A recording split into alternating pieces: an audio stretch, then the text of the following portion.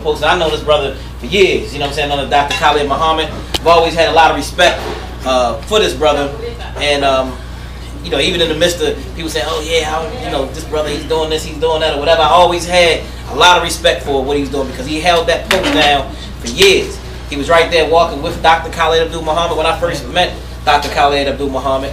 And he's been all over the country, all over the world, preaching this black nationalist thought, defending our brothers and sisters all throughout this country. And so when I heard him on the radio, I said, man, I got to do something with Brother Malik, you know what I'm saying, so he can come out and explain what it is that he's doing now, so far as on the law side, because so many different things that's going on, from the Trayvon Martin to the Kendrick Jones, to, you know, incident stop and frisk all over this country. So I said, we got to bring this brother out and get a professional analysis. And it's a brother that I've been respecting, who's walked hand toe-to-toe with Dr. Khalid Abdul Muhammad. So give him a big round of applause, Brother Malik Zulu Shabazz.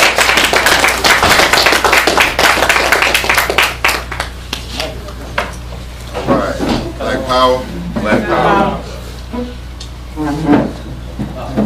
All right, Black Power. Black Power. Y'all got to give me a little stronger than that. Black Power. Black Power. Black Power. Black Power. Assalamu alaikum. Alaikum salam. Hotel.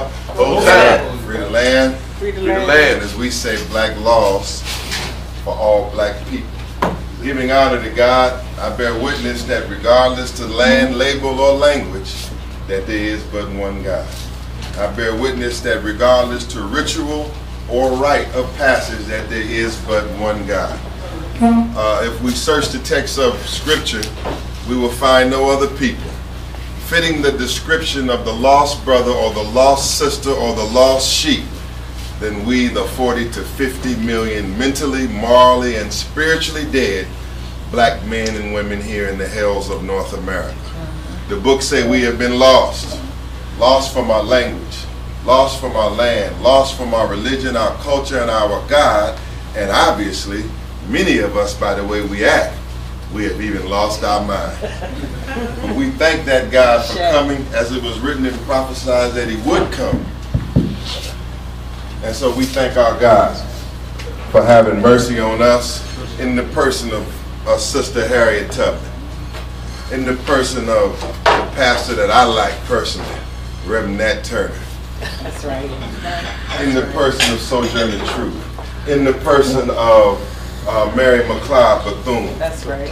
We thank God for having mercy on us in the West, in the person of the Honorable Marcus Mosiah Garvey, in the person of the Honorable Elijah Muhammad. We come in the name of Minister Malcolm X, Al-Hajj Malik Shabazz. We come in the name, y'all can say Ashe. We come in the name of Huey P. Newton. We come in the name of Kwame Ture. We come in the name of Dr. King. We come in the name of Rosa Parks. We come in the name of Dr. John Henry Clark. We come in the name of all of those great ones that have come in the line for the liberation and salvation struggle of our nation.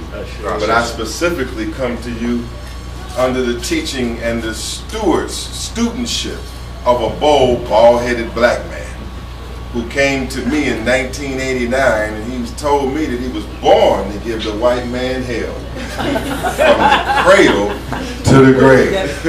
He was my general yesterday and today. I'm talking about Minister and Dr. Khalid Abdul Muhammad. Although I'm still happy to carry on as best I can his legacy, his work, and his mission to let you know who he is and what he was about. It is my honor to be here with Survivors Nation, who I know as Reality Speaks, and from the past and have evolved into Survivors Nation. To be here with Brother Jabbar and the other comrades who are here with him, but specifically Brother Jabbar, who is one of the most consistent black nationalists in the United States of America. We're going to give a national war report today. I will talk about what's happening around the country, around the nation. I've been in city after city after city. But I can say that this city, when it comes to black nationalism, this city, when it comes to raising the issues, this city when it comes to bringing you the speakers, the lecturers, and those from around the country and raising our mindset and our mentality. And it is this young man here, Jabari, that we must appreciate because this work is a rare work. Give him a strong hand. I thank you too, brother. I love you, brother. Love you, love the organization, love the commitment and the dedication. And so that's why I'm here. I'm here to give a national war report, and I'm going to do just that. And I'm going to give it in the context, I guess, that I can uniquely give this national war report. I'm also here with the young, talented entrepreneur from Eco Cars and working in the ecological field. He's a brilliant young entrepreneur. I'm talking about our brother Greg Harris here from Washington, D.C. with me, for him to share in the dialogue. So tonight, we will have a conversation. We want to have a dialogue. I won't be long because I want to have a back and forth with you as we talk on this subject, National War Report. And we talk about the future of our people, the future of our movement. And I can tell you my experiences and what I'm going through now. I appreciate the opportunity for him and Jabari to give me the opportunity to explain where I'm at in my career, where I am and where I'm going. And so this is a great time. I'm anxious to get this out because many rumors have been put out about where I'm headed and what I'm doing. I heard Polite, they said I haven't saw it, but it's a brother that I know, that I had a debate with, and that I won a clear knockout in the debate against Brother Polite. According to the judges who held the debate in New York, it was a 3-judge panel. And the subject in the debate was sovereignty versus black power. And Brother Polite of the New Covenant, who is a teacher of sovereignty and who has was teaching, might still be. You know how they go. They stop for a minute, you whoop them for a minute, and they come right back. But was attacking black consciousness and black power and teaching this teaching that we call sovereignty teaching. You know about that teaching? No. You ain't missing much, but anyway. The bottom line is rumors have been put out about what I'm doing. So after I won the debate against Polite, I won the debate. The host of the debate from the House of Consciousness, the 3-judge panel that hosts all of the great debates in New York, declared me the unanimous winner in the debate versus black power and sovereignty. But since then, Brother Polite had went out and went on record and went on some video that I heard about and says that he is the reason why I am no longer the chairman of the new Black Panther Party. That his words in that debate, which I clearly won and spanked my young brother for teaching that confusing teaching that I still haven't figured out yet. All these damn papers and documents, and I ain't figured it out yet as attorney at law.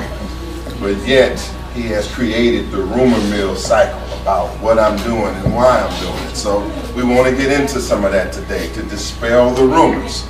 First of all, I want to say that I'm happy to be part of the National War Report because I've been blessed in the last 15 years since becoming the National Director of the Million Youth March in New York with Dr. Khalid Muhammad.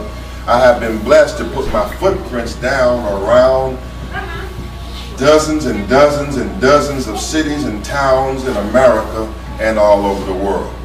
I just came back earlier this year from South Africa, Tanzania, and Zimbabwe.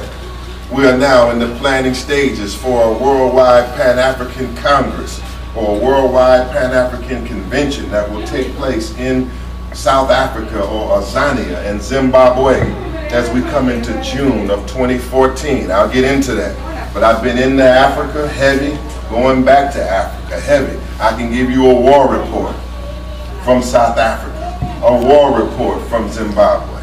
I've been all around. I've spoken and lectured throughout and have organizing experience in the Caribbean. I have spoken in Cuba, the Bahamas, Jamaica, Barbados, and many areas throughout the Caribbean. Now I'm gonna rock this mic for a minute. I just have to, it's not tripping. Move this roster back.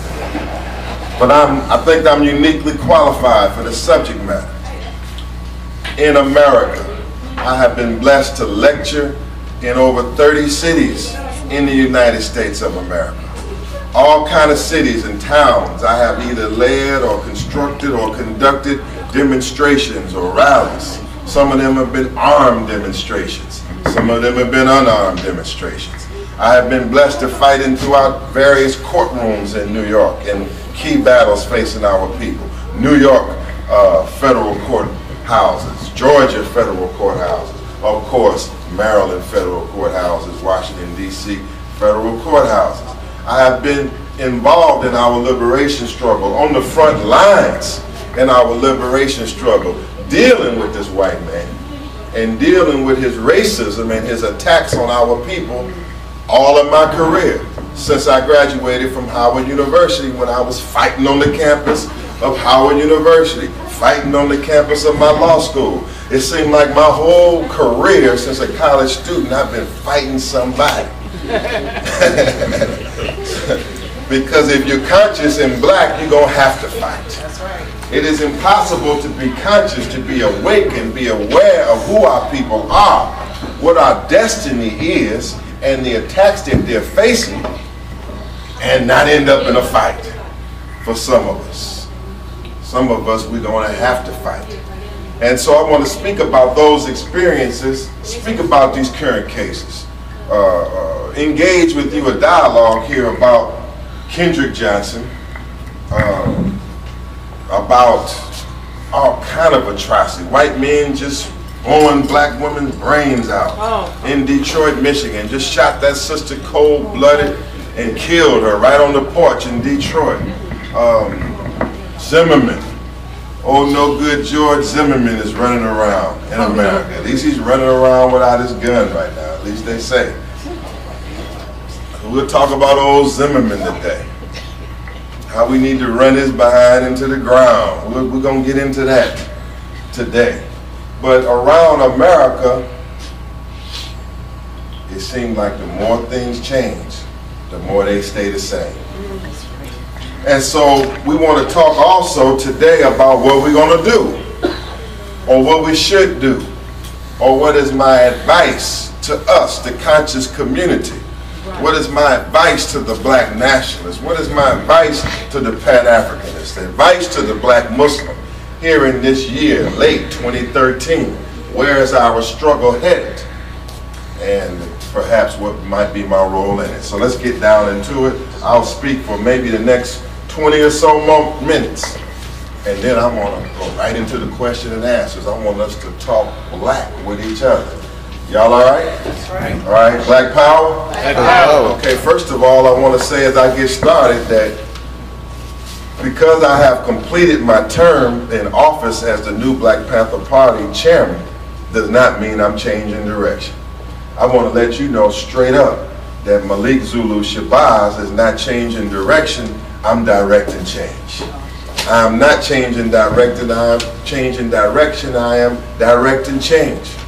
For 12 years, 12 strong years, and for 15 years I have been a member of the new Black Panther Party, and I still remain a member of the new Black Panther Party. I served as the national spokesman from 1998 to 2001 under the leadership of Dr. Khalid Abdul Muhammad, who I had known for many years prior to that and served him as a student organizer and representative even in his most trying and troubling and tough times.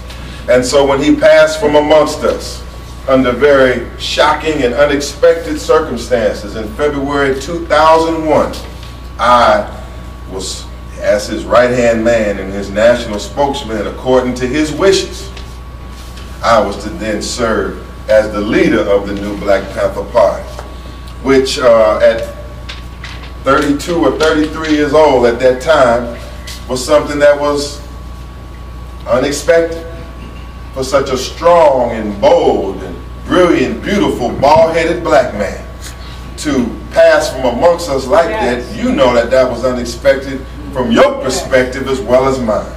The last man we expected to die was Khalid Abdul Muhammad. And so as his national spokesman and his lawyer, I was very comfortable in my position. I didn't need another position. I was already seen and heard even at that time on CNN or Fox News or C-SPAN. I had a voice out there already. I had a reputation and a track record already. I was just beginning my career in law at around 2001, and I had formed, coming out of law school in 1996, Black Lawyers for Justice is what I had formed. But I put all that on hold. I put my legal career and all of my time that I'm supposed to. You know, if you do go to law school, you are supposed to practice law, you know. Some don't, they go into another profession or something. But the liberation struggle called me to law and then some. It caused me to split my time. It caused me to even curtail some of the talents that I had in the courtroom. You know, I love this battle called the legal battle. I love trying me some cases. I'm not a lawyer on paper. I'm into that. But I put it on hold, sisters and brothers, for the liberation of black people. I put it on hold to build a new Black Panther Party. On hold because there was a lot of young brothers and sisters that had been raised up by Dr. Khalid Abdul Muhammad that were left without hope when he passed from amongst us. They didn't have anybody. They didn't have anybody that could keep them together and keep the agenda going, keep the organization going. And so because I wanted to keep his legacy going, Minister Khalid Muhammad, I wanted to keep his organization going because I didn't want to let the brothers and sisters down.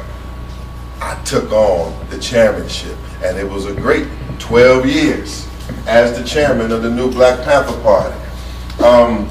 So much had been accomplished inside of the organization. The establishment and the opening of the new Black Panther newspaper, which had its historic editions and came out, the new Black Panther newspaper, the first time since the Black Panther newspaper of the 60s and 70s. The new Black Panther newspaper was established. Throughout the nation, many of them, many young black men, still today that are standing in the new Black Panther Party. I can say that I was a part of going after gang members, that I was a part of going after brothers and sisters fresh out of jail, fresh out of prison, many of them who needed a better life and they wanted to be down with this liberation struggle. I can say that I mentored them, that I trained them, that I raised them. I can say that in this period in time that a paramilitary unit, a legally armed paramilitary unit, that I helped raise that paramilitary unit, helped train that paramilitary unit, and I helped prepare a defense base for the black man and woman in the hills of North America. Even though we must go much further, these are some of the things I was able to achieve under my chairmanship. I was into conflict with the white man all the time and stayed in conflict with the white man all over America.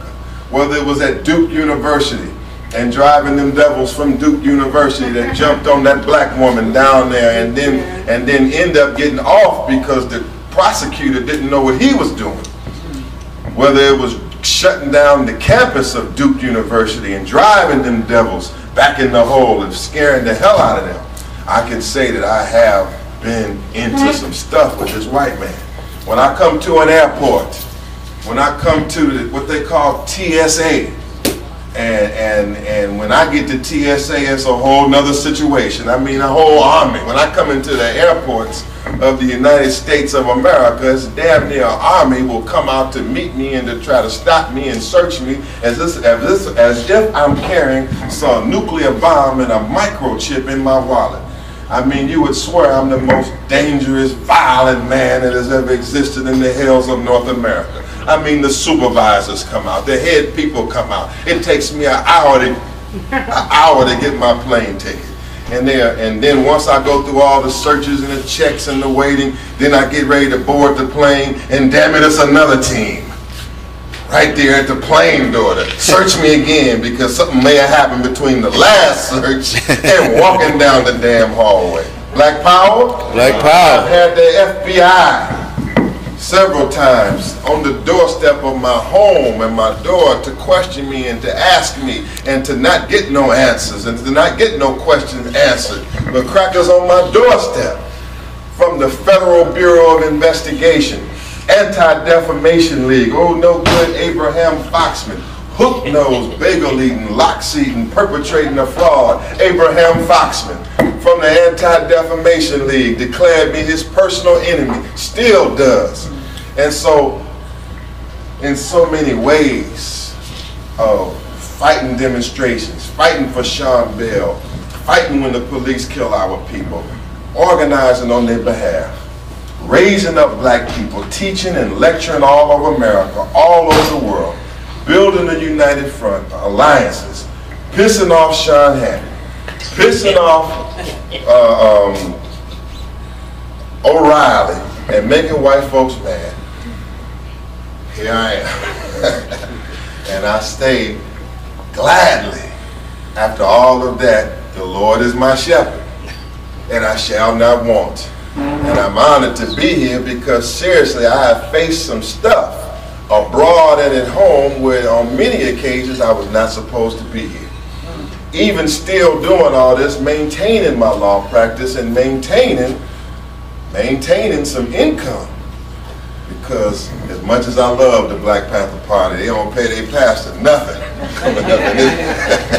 The pastor in this house, and if he gonna get it, he gonna get it from God, because man ain't gonna give him nothing up in here. So man, I'm blessed. I feel blessed to have survived. I feel blessed to have established it. So let me just say this. I'm close and tight with the leadership of the new Black Panther Party. My chief of staff, who was another student of Minister Hashim Nzinga, is the current chairman.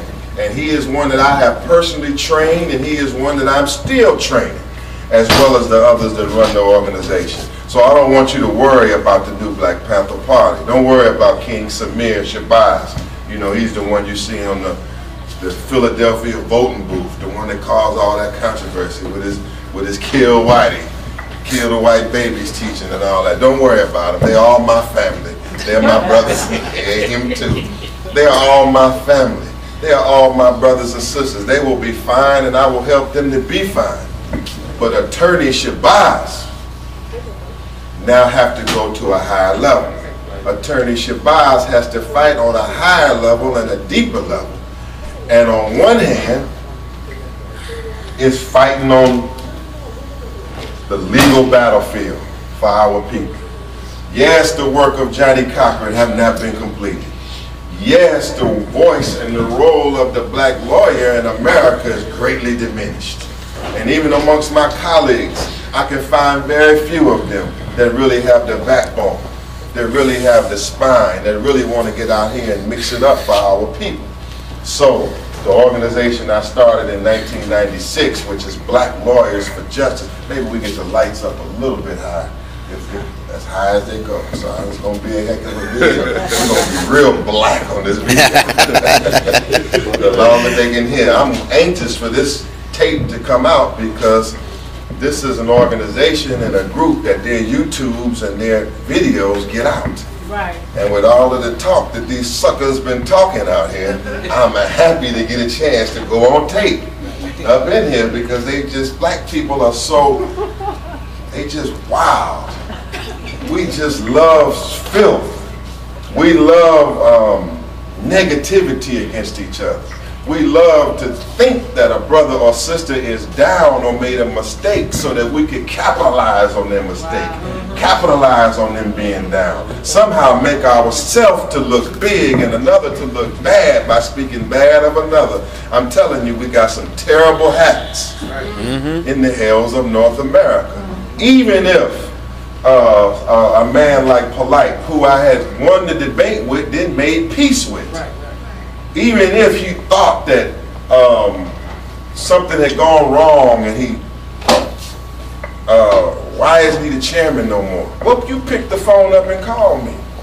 You call me on the damn phone. You don't go to the camera and try to make yourself look big and me look bad by you jumping up and then lying to the people, saying that something you said at the debate. Them little funny arguments that he made at that debate. With them little funny little outfits he be wearing. Little leprechaun society or something with the hell, them tight pants. Goddamn wearing. Hello. See, I be trying to be cool, right? I'm gonna be honest with you. I'm a peacemaker. I'll be trying to be cool. I don't want no fights with none of them brothers and sisters because I love them for standing up for our people. You know, polite, organized, stand up for our people. Brother Sultan Seti, I love him. Stand up for our people. All of the others that are hustling and driving to teach our people, I love them. But I just can't let you just dump on me forever and not say anything back. You know, now we are unprincipled people sometimes. And in the activist community, we have started to make a joke out of all of this. And so let me clear a few things up. And I'm coming to opening up on you in a minute. And so here, let me let you know what this lawyer thing means. The lawyer and Black Lawyers for Justice and attorney Shabazz focusing in this area does not mean I'm changing direction. It means that I'm going to be directing change from a higher and a stronger level. I'm also using what I have learned and gained in the movement to build throughout America and throughout the world what is called an OAAU, or a United Front, an organization of all African unity and a united front, because I see men like Survivors Nation and Brother Jabari and others, I see them all over the country. In every city of North America I have been blessed to meet, I have been blessed to greet, I have been blessed to work with. In every city there's some nationalists, there's some Pan-Africanists that's working in them cities, but often they're working all alone and not connected to each other. Now, it could be the December 12th movement in New York, it could be a host of other nationalist organizations, small in New York, or they could be in Newark, New Jersey, or Atlanta, or Texas. They are all over America. I'm blessed to know them, and many amongst them I'm blessed to have their respect. And so much of my work, as I'll discuss in our question and answer session, is going to deal with the forming of a united front. It's going to deal with the building of an organization of organizations, and I'll tell you why in a minute that this teaching that we have, this RBG teaching, this red, black, and green ideology, your ideology, black man, your ideology, I'm here to tell you that we ain't gonna survive in the future unless we have a united front and that we fight on a common front, because times are getting tough. And so I'm working on an organization of organizations, or what Mr. Khalid, or what Dr. Khalid Muhammad taught me was an organization of all African unity, an organization of organizations, where the young soldiers amongst us, I can be able to pull all of them together so that we can fight on a common front. And one of the fronts that we're going to be fighting on as we make our way to Africa in June 2014, from June 12th through the 20th. We're headed to Africa for a worldwide Pan-African convention. It's sponsored by the Pan-Africanist Congress of Azania, the freedom fighters and the revolutionaries that fought the apartheid government, the veterans and those out there in the field that really fought the white man. I'm not talking about the ANC and Nelson Mandela. I don't know if we in Tam Tam restaurant. I don't know if any of Nelson Mandela's followers are up in here. But there's a difference between the ANC and the PAC. And I'm here to tell you that real revolution have not come to South Africa, but there are real revolutionaries in South Africa and Azania. I'm talking about black men that have fought for liberation and have actually killed a white man in the course of battle. Black Power?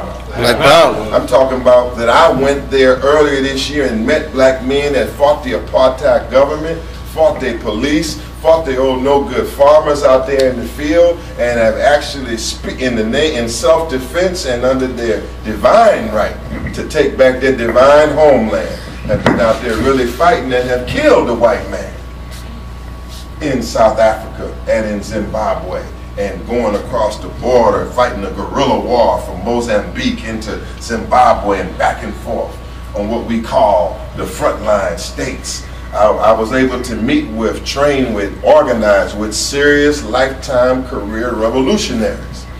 And so today, they want us back. They want to see their family back. They want to see the nationalists, the Pan-Africanists in America, in the Western Hemisphere, come back home. And so from June 12th through the 20th, 2014, I'm looking for 100 black men and women in America, or black leaders really. And all y'all could have some kind of leadership. If you're gonna make this trip, you're gonna be some kind of leader. I'm looking for 100 of y'all to come with us to South Africa and Zimbabwe for a worldwide Pan-African convention. I am charged with organizing the Western Hemisphere. I'm in touch with activists and organizers from Antigua, in touch with activists and organizers from different parts of South America and Central America, and certainly from North America. And by the end of this year, things will be clearly heating up about how you can participate and be down.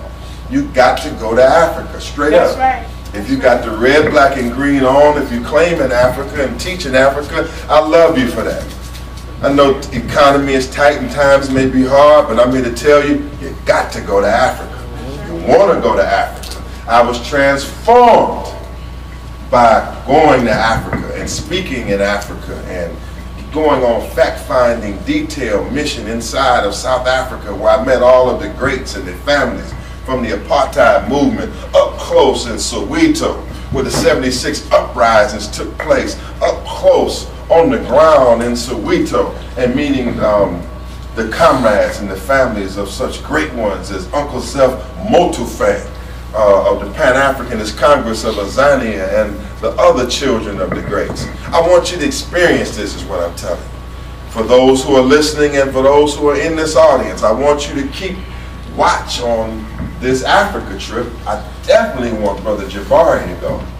And I want you all, we want to bring 100 leaders to Africa for political and economic reasons. There are some revolutionaries going, black nationalists going, lawyers going, but there are also going to be some businessmen going. When I went to Africa, and I can get into a question and answer, I'm going to take too much long in my opening statement, but I can tell you this. You know, we say it's time to go to Africa, and black people say, well, I ain't going to Africa. I ain't got to go to Africa. I ain't going over there to Africa. Let me tell you this. You know who I found in Africa? Going to Africa? White folks. That's right. You know who I found when I was at the Holiday Inn in Harare, Zimbabwe?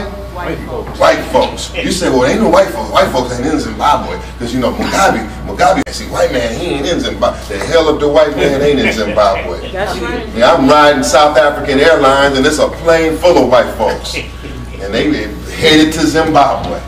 Because the white man is doing business in Africa. That's right. The white man is doing business in Africa. Even when he's taking a beating and a whipping from a good leader like Mugabe, who's going to whip him into shape and chastise him, they just get to bucking and say, yes, boss, and get right in there in Zimbabwe and try to get them some money. Black power? Black power. You got to go to Africa.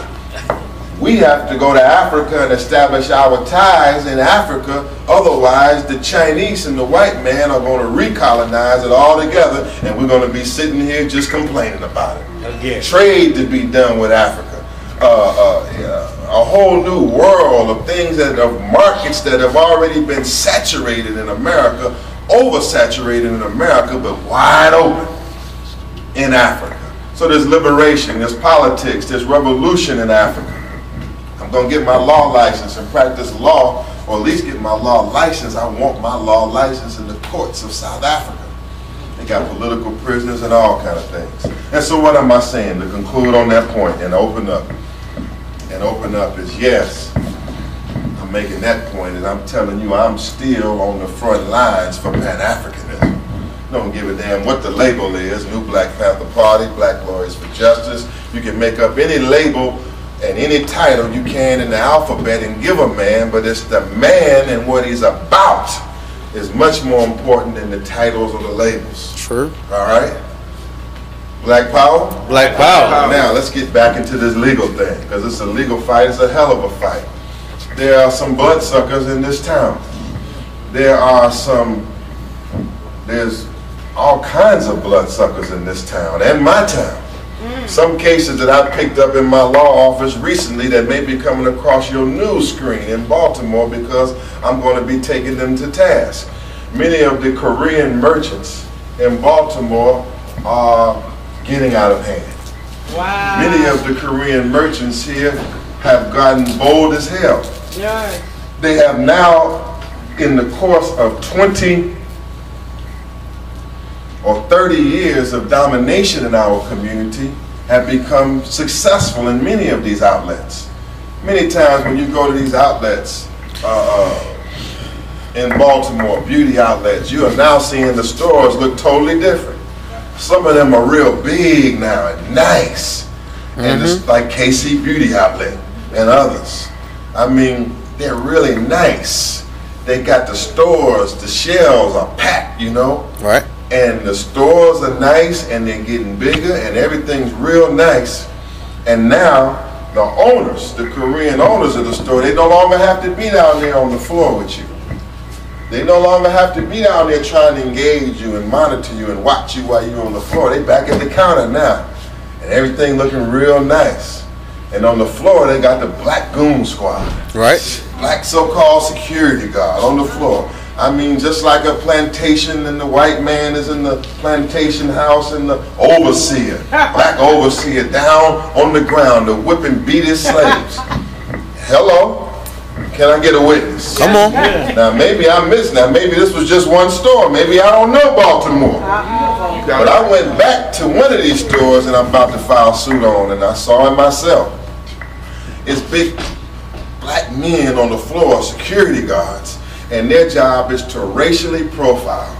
Your job is to monitor and harass the hell out of the blacks on the floor. That's right. Now, I gotta be honest, sometimes we be boosted.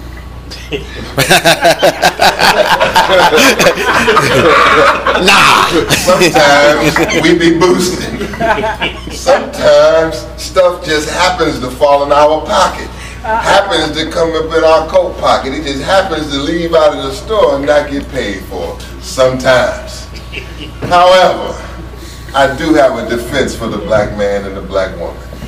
You know, after all the money these bloodsuckers are making, Right. out of all of the money they carting out of our community by the wagon load and the truck load and the van load, Come on. whatever load that they carting out of our community, all right, you're going to have to, in order for you to make all that money, you're going to have to tolerate a little boosting in the black community.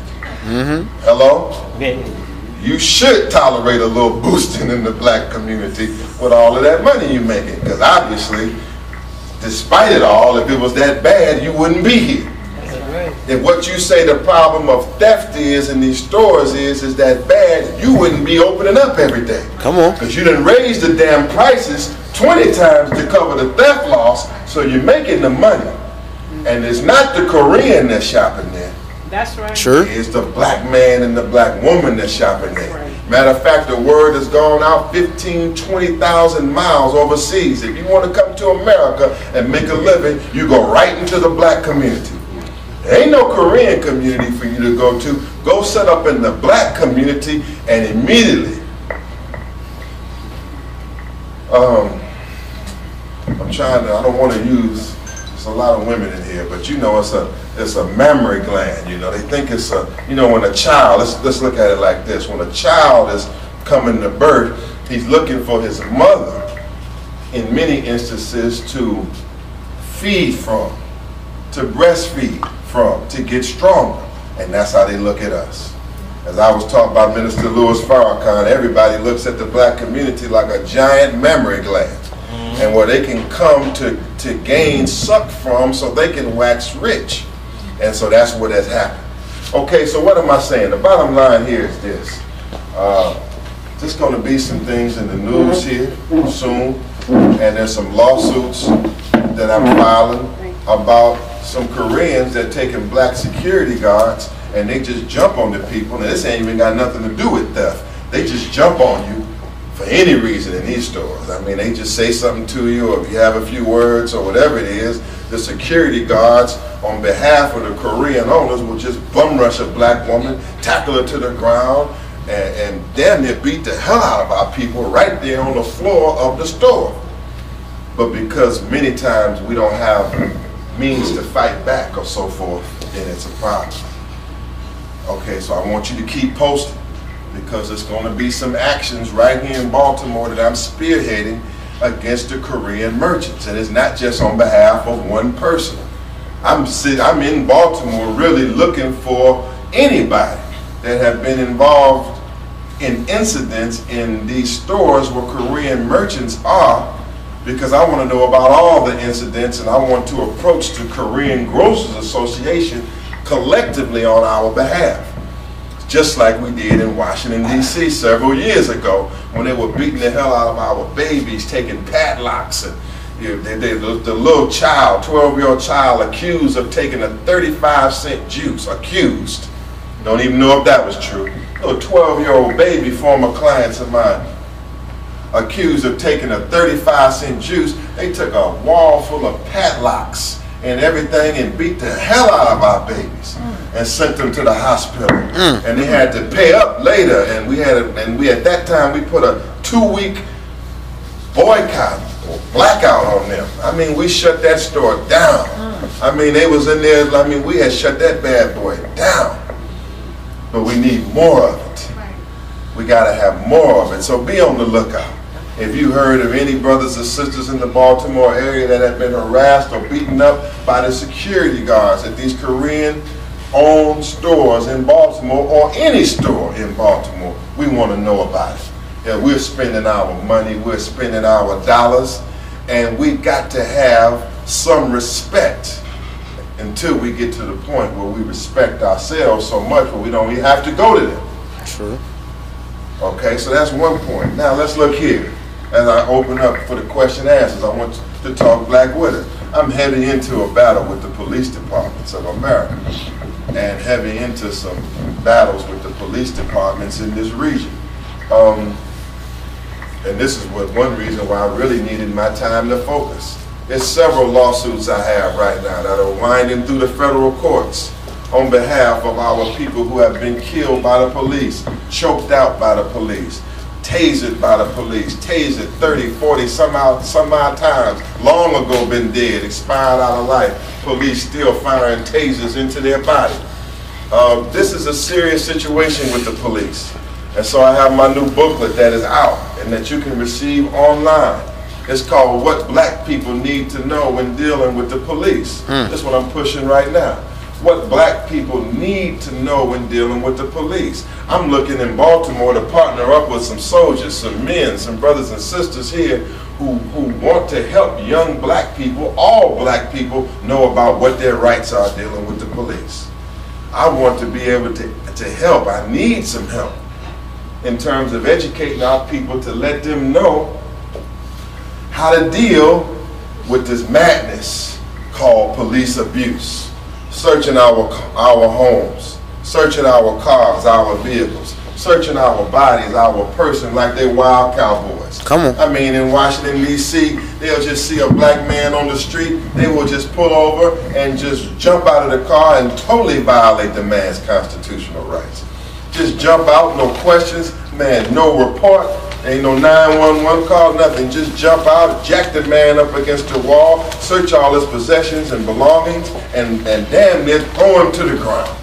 Just like in New York, the same thing they're doing in New York, which is held up back and forth with this crazy stop and frisk law and appeals court now and give them the right to do it again and so forth. We're at war. We're at war.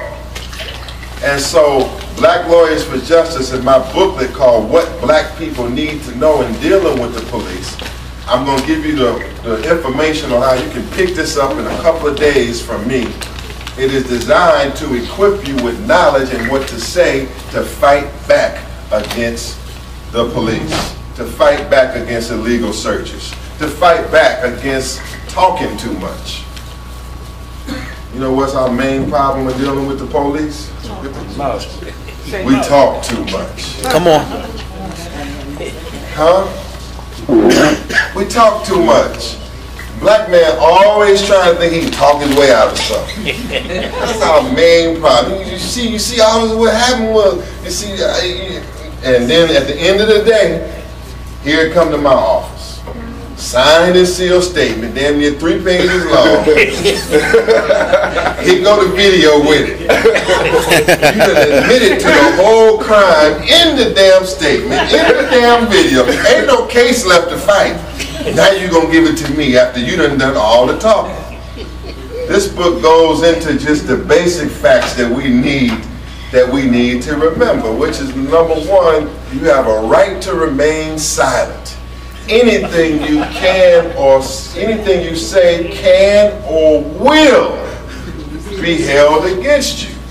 It didn't say maybe. It didn't say, well, there's a slight possibility it may be held against you. It said it will be held against you. It never said it will be held for you.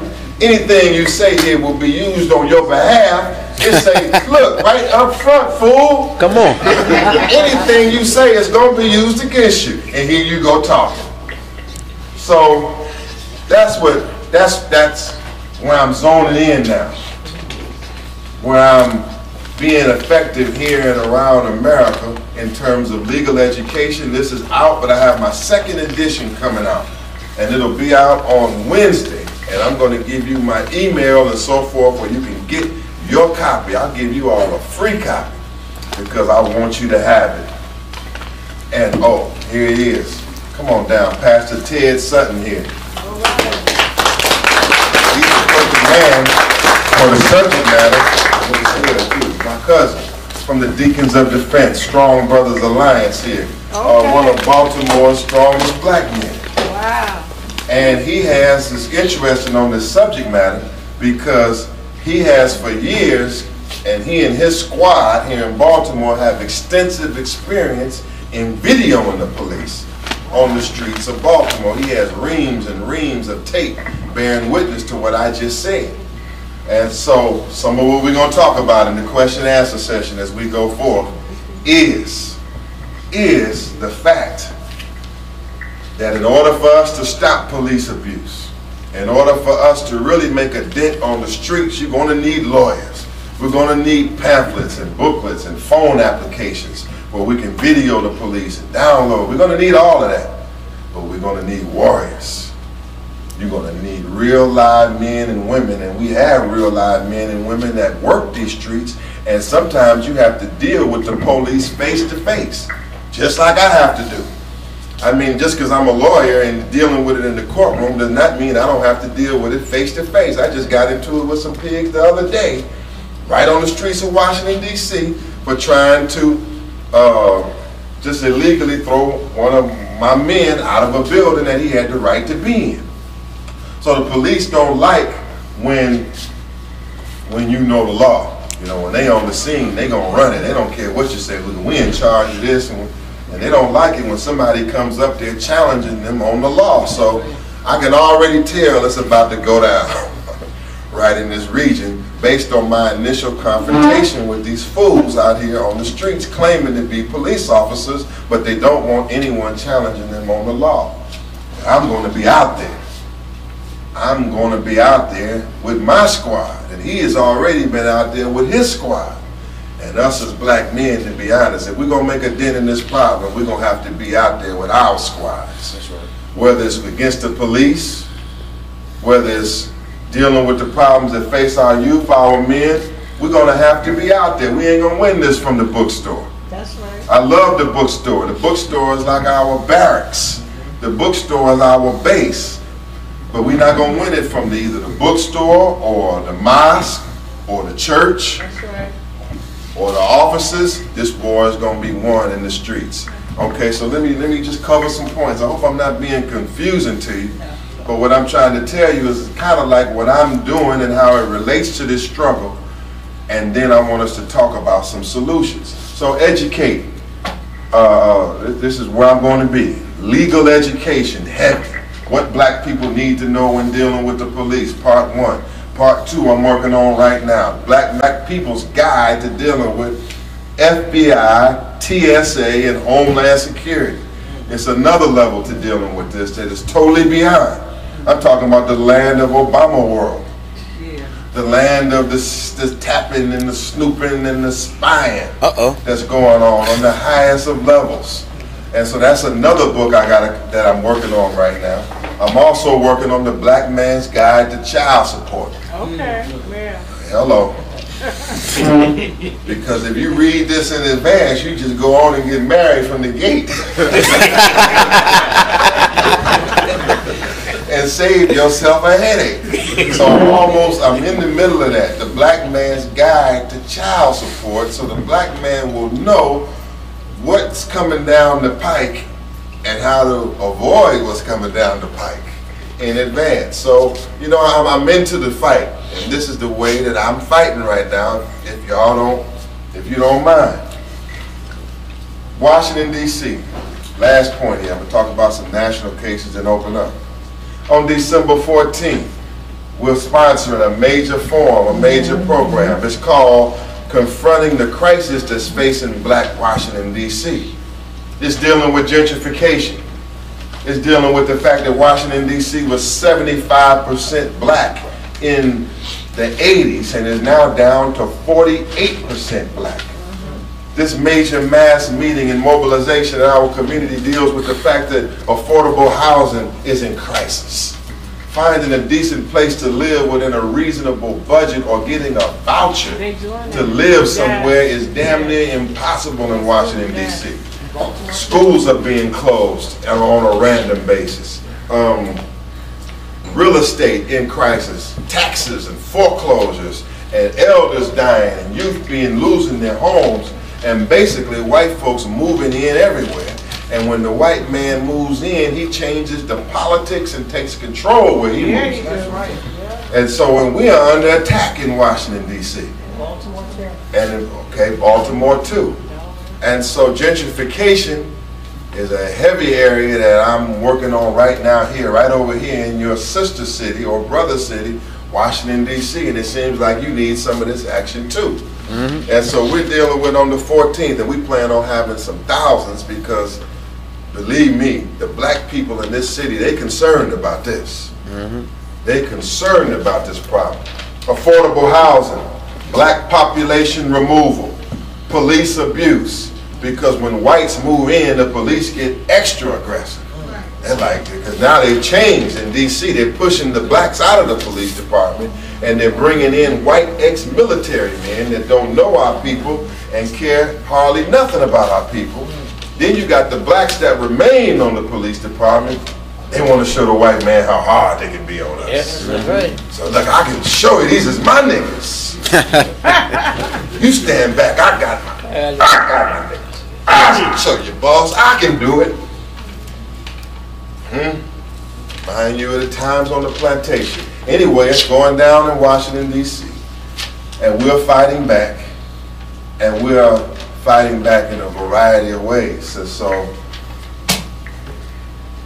these are the front lines for Malik, Zulu, Shabazz, Africa, abroad, getting us to Africa, at home, legal education around this nation, cases and calls coming in from around the country, and I'm being called around the country to help fight against this police abuse.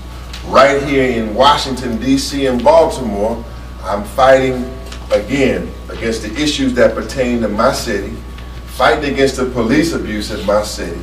I'm licensed in Maryland. I want to fight the police abuse in this city, and I'm already into the abuse by the Koreans in this city, as well as my city.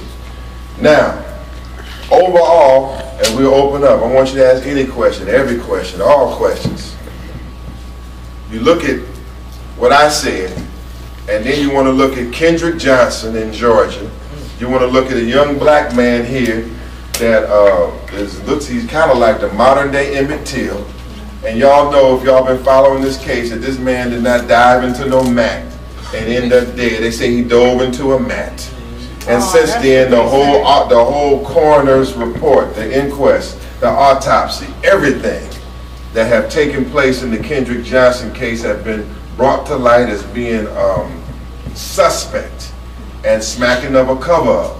I just came from Valdosta, Georgia, not long ago, with attorney Benjamin Crump.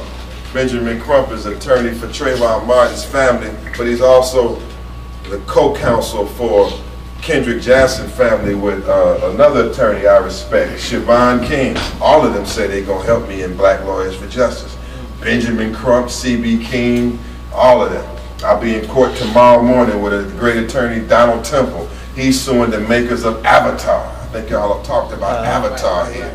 Well, Avatar stole it from a black man. And my partner, Donald Temple, who I'll be with for his summary judgment argument in Greenbelt, Maryland tomorrow, he represents the man that they stole Avatar from, and he is in a tooth and nail fight with some big time crackers over this. Because they have ripped the black man off, but they didn't mess with the wrong one, with attorney Donald Temple. And so, again, Crump, C.B. King, Donald Temple, others working together. Now, Kendrick Johnson, again, I came from Valdosta, Georgia. His parents are strong. Never seen such a group of strong parents that continue to fight and continue to organize. I admire them. And it's going down in Georgia. I mean, even when I was down there, you had Jack Lamar Roberson in Waycross, Georgia. He was just a few miles away, and the police had shot him to pieces on a 911 call go wrong. All our 911 calls go wrong. I mean, 911 call went wrong. They say the brother had a fork in his hand, and he wasn't in the living room, but about this big where Pastor Ted is, to that chair, maybe in here. The room was only this big. His 8-year-old daughter's in the room. His mama's in the room. His girl is in the room. Now, all of them say he had nothing in his hand. He had no fork or nothing in his hand. The police say he had a fork in his hand. They was all in a room this big, and yet they shot him to pieces at point blank range. And so it's breaking out all over. Fortunately, now in that area, you got a man who probably will see this later, Brother Bobby Worthy. He's of the Justice League and now of the new Black Panther Party. He's on the case. He's fearless. I mean, this is a police activist that's fearless. He's a man I love. I mean, he's in the police face all the time. He tell them what he's going to do to him and how he's going to do it to him. I don't even know how Brother Bobby stays alive down there in Waycross, Georgia. But he's the right kind of activist that we need. Okay, so where else is it breaking out at? It's breaking out in Georgia. When you talk about the police, you talk about racial killings in Detroit. What's the sister's name in Detroit that the white man shot her in the face? They just arrested her.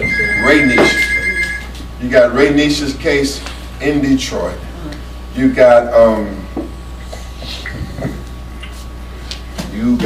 we got a fight on our hands all over America. And so as I open up and we go over these cases, I want to talk about solutions.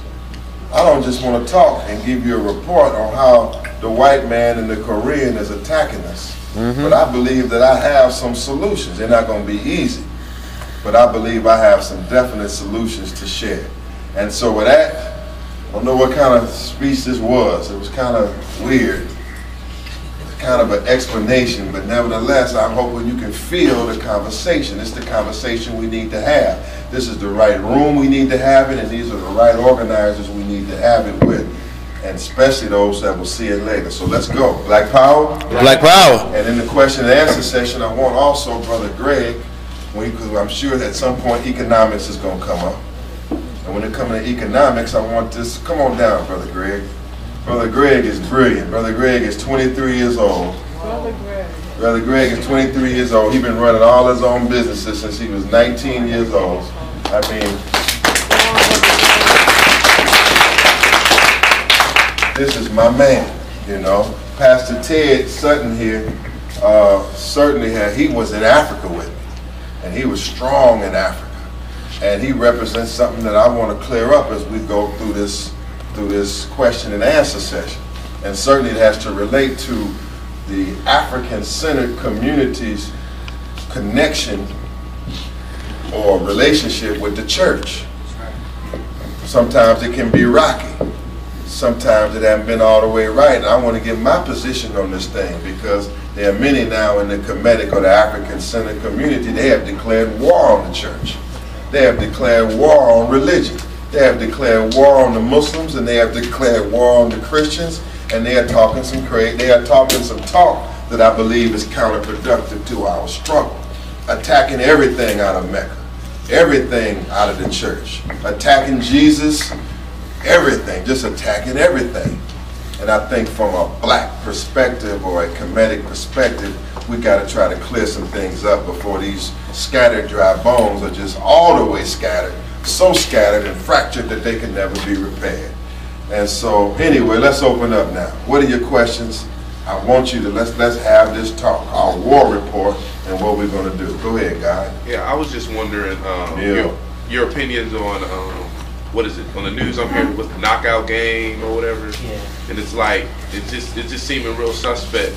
Like it just seems like the same old propaganda trick of like scaring America, the threat of gangs of drugged up young black men roaming the streets trying to attack white people. And I was just wondering if you knew anything about it or if you had any opinions on it. You came with the questions. The knockout game.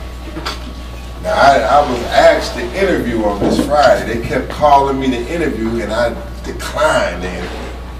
I did not want to interview and go on TV about this knockout game. Because it's hard to say it's a conspiracy, black man, when you look at the videos. I mean, they knocking crackers out. I mean, they are. I'm just telling you what happened. No, this knockout game, that's why I didn't want to say nothing. You know, well, maybe I don't need to say nothing about this. You know, maybe my condemnations may not be coming so fast, and that might not be the wise move to make.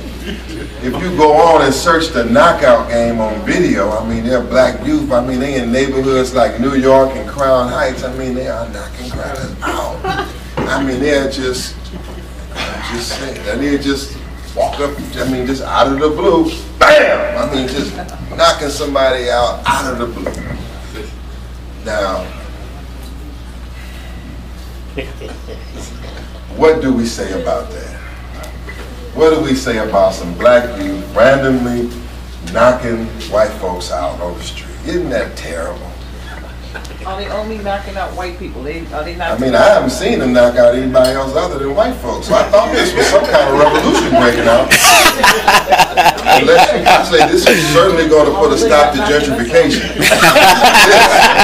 I said, now this is going to slow some gentrification down.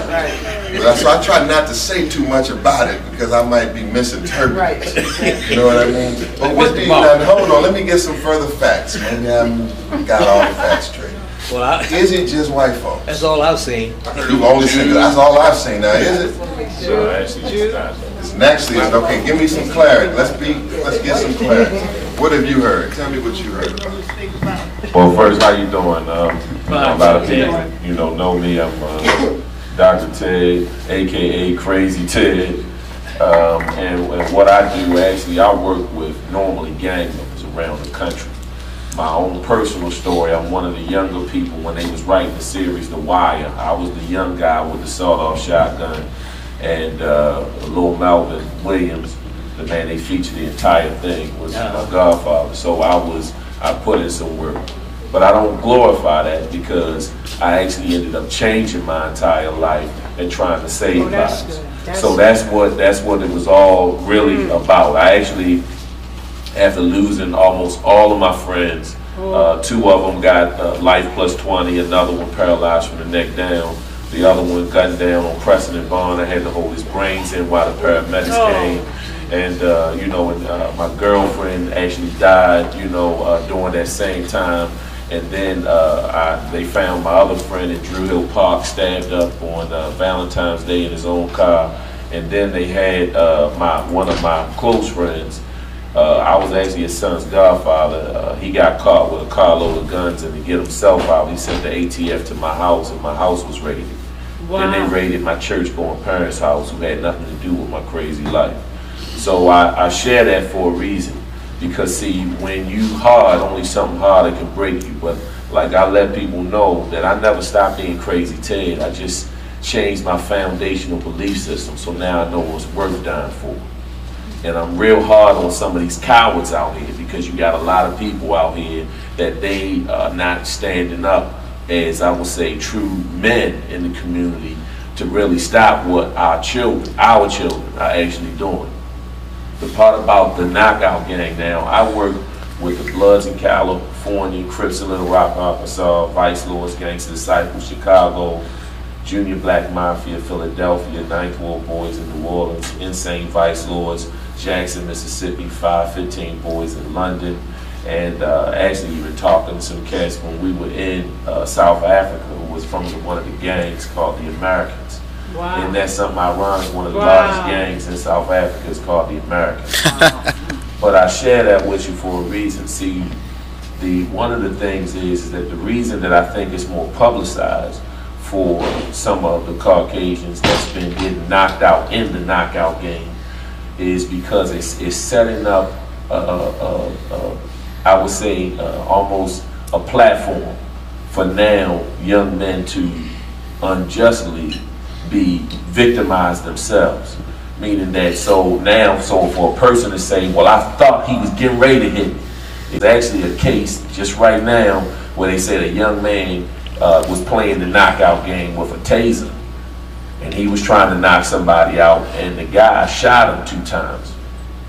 It's setting up a platform with that. The real problem that I have is not mainly just Caucasians getting knocked out. The real problem with all of that, though, is that it's being publicized in that fashion.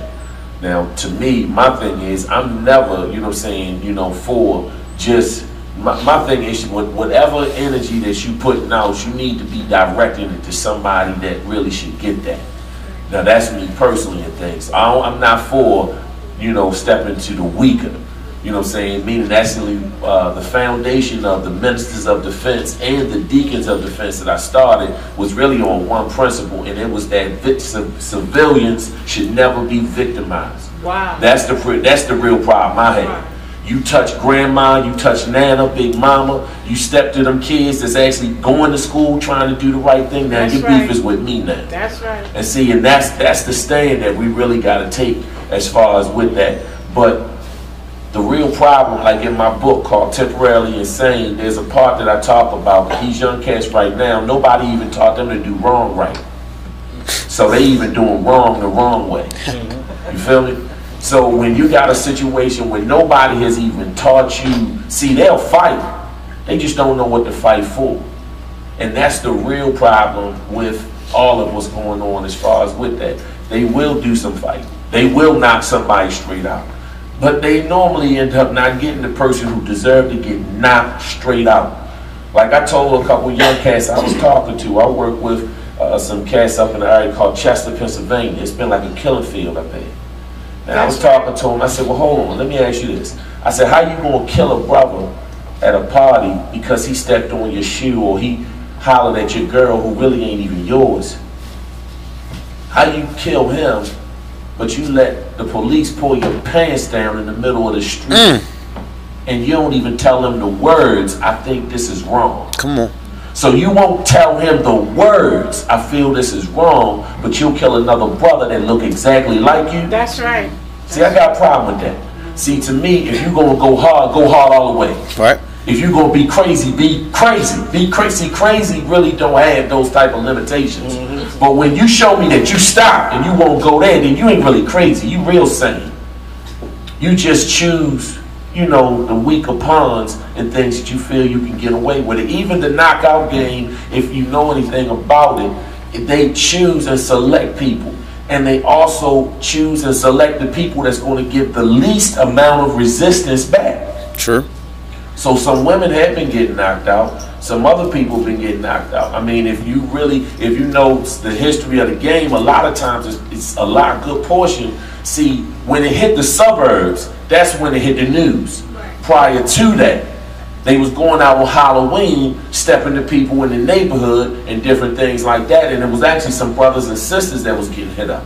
That was the real problem that I actually had with it. And then the real problem I have with it now is that, now it's an issue, but this been happening for years, but it's an issue, you know what I'm saying, because Johnny got knocked out.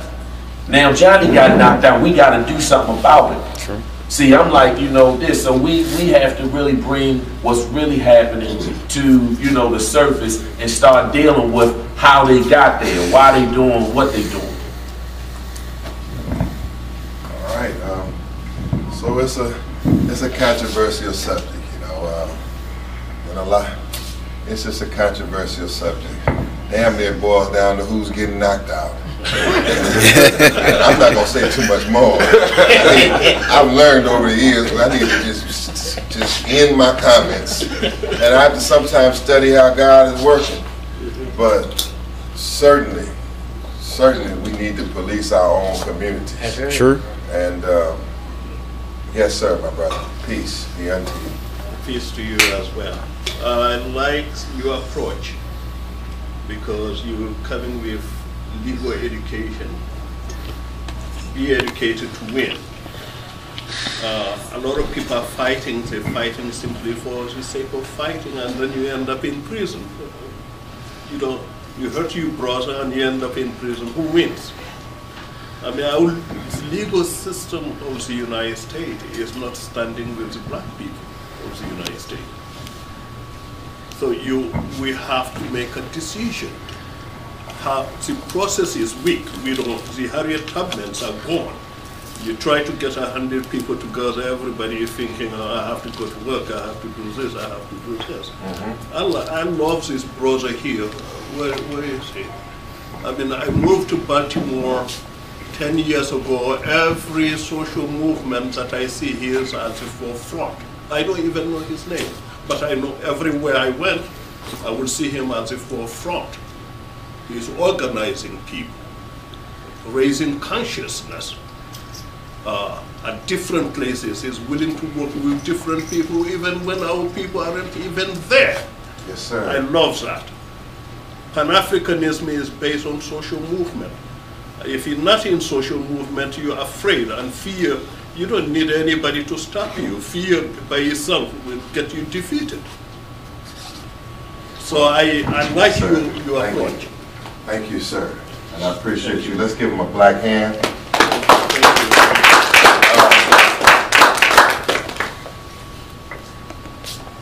I was happy. One reason I'm happy to be here today is because I plan on having more time. Now that my time situation is being adjusted, I'm going to have more time for Baltimore and more time to help get in here and fight with you all and help with the missions and the projects here in Baltimore and Washington, D.C., because I'm not necessarily stretched out. Even though I'm still national and around the country, still I have more time now to get down here in Baltimore and fight with some of you all. See, I can be with you now and we can plan and strategize together. I'm not here just to give a lecture. I want a relationship with the strong brothers and sisters who are here, because I know some of you all are the most committed. And I might be able to give a boost right now, particularly in the legal area and the political area. I'm looking forward to spending more time and fighting with Brother Ted Sutton here, and Jabari and others, and mixing it up. I have a question for you. Yes, sir. See, Korean stores are hiring Nigerian security organizations. Yes, they are. And they have Jewish lawyers who they say, don't worry, you're going to pay a lot of money, but they're going to win because they know the judges. How do you win if you don't have a system in place? Teddy's little Jewish lawyers apart. Let me tell you this. Now, when it comes, I mean, that's one thing I like about the legal field. I don't care who you are.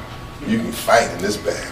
You can get down and fight. Now, there's racism in the court system. It depends on what court you are, what county you are, what judge you involved with.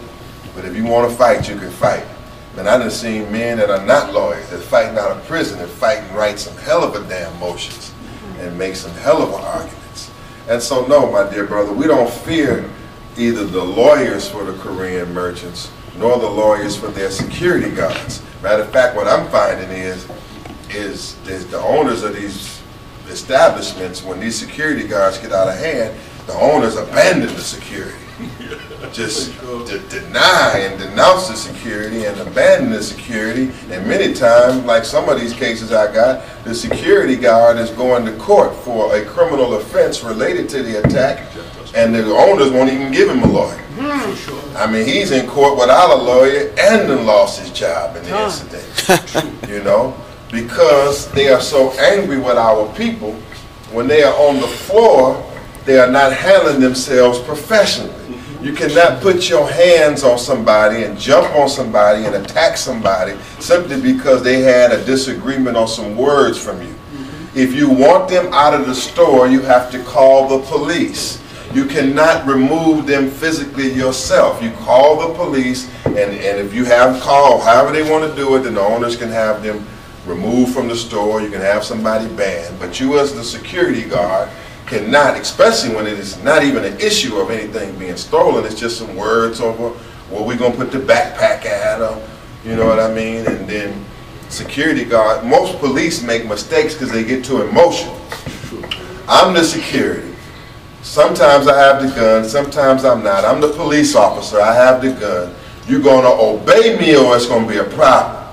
See, that's the mentality, it's the ego. So when the ego comes in, the police procedure, the store security procedure goes out of the window.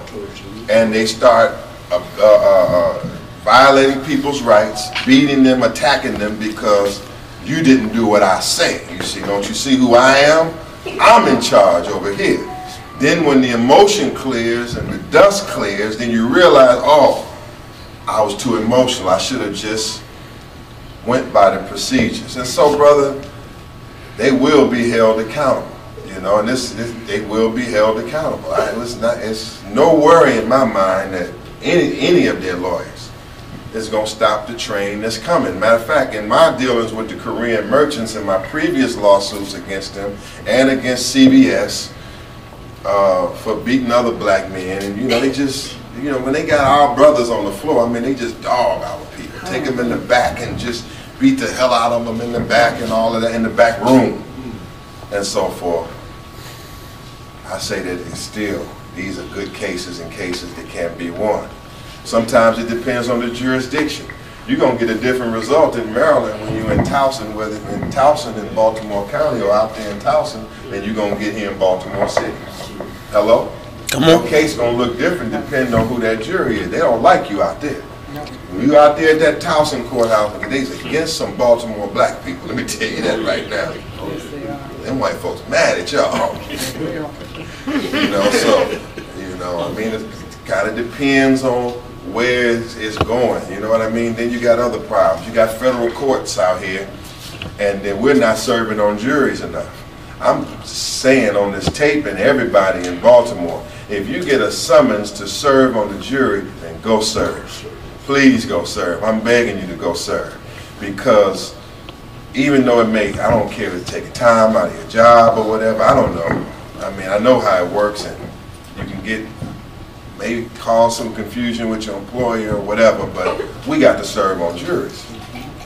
In the federal courts in Baltimore, in the federal courts in Greenbelt, Maryland, for Maryland, the jury pools are nowhere near what they need to be when it comes to trying these critical cases.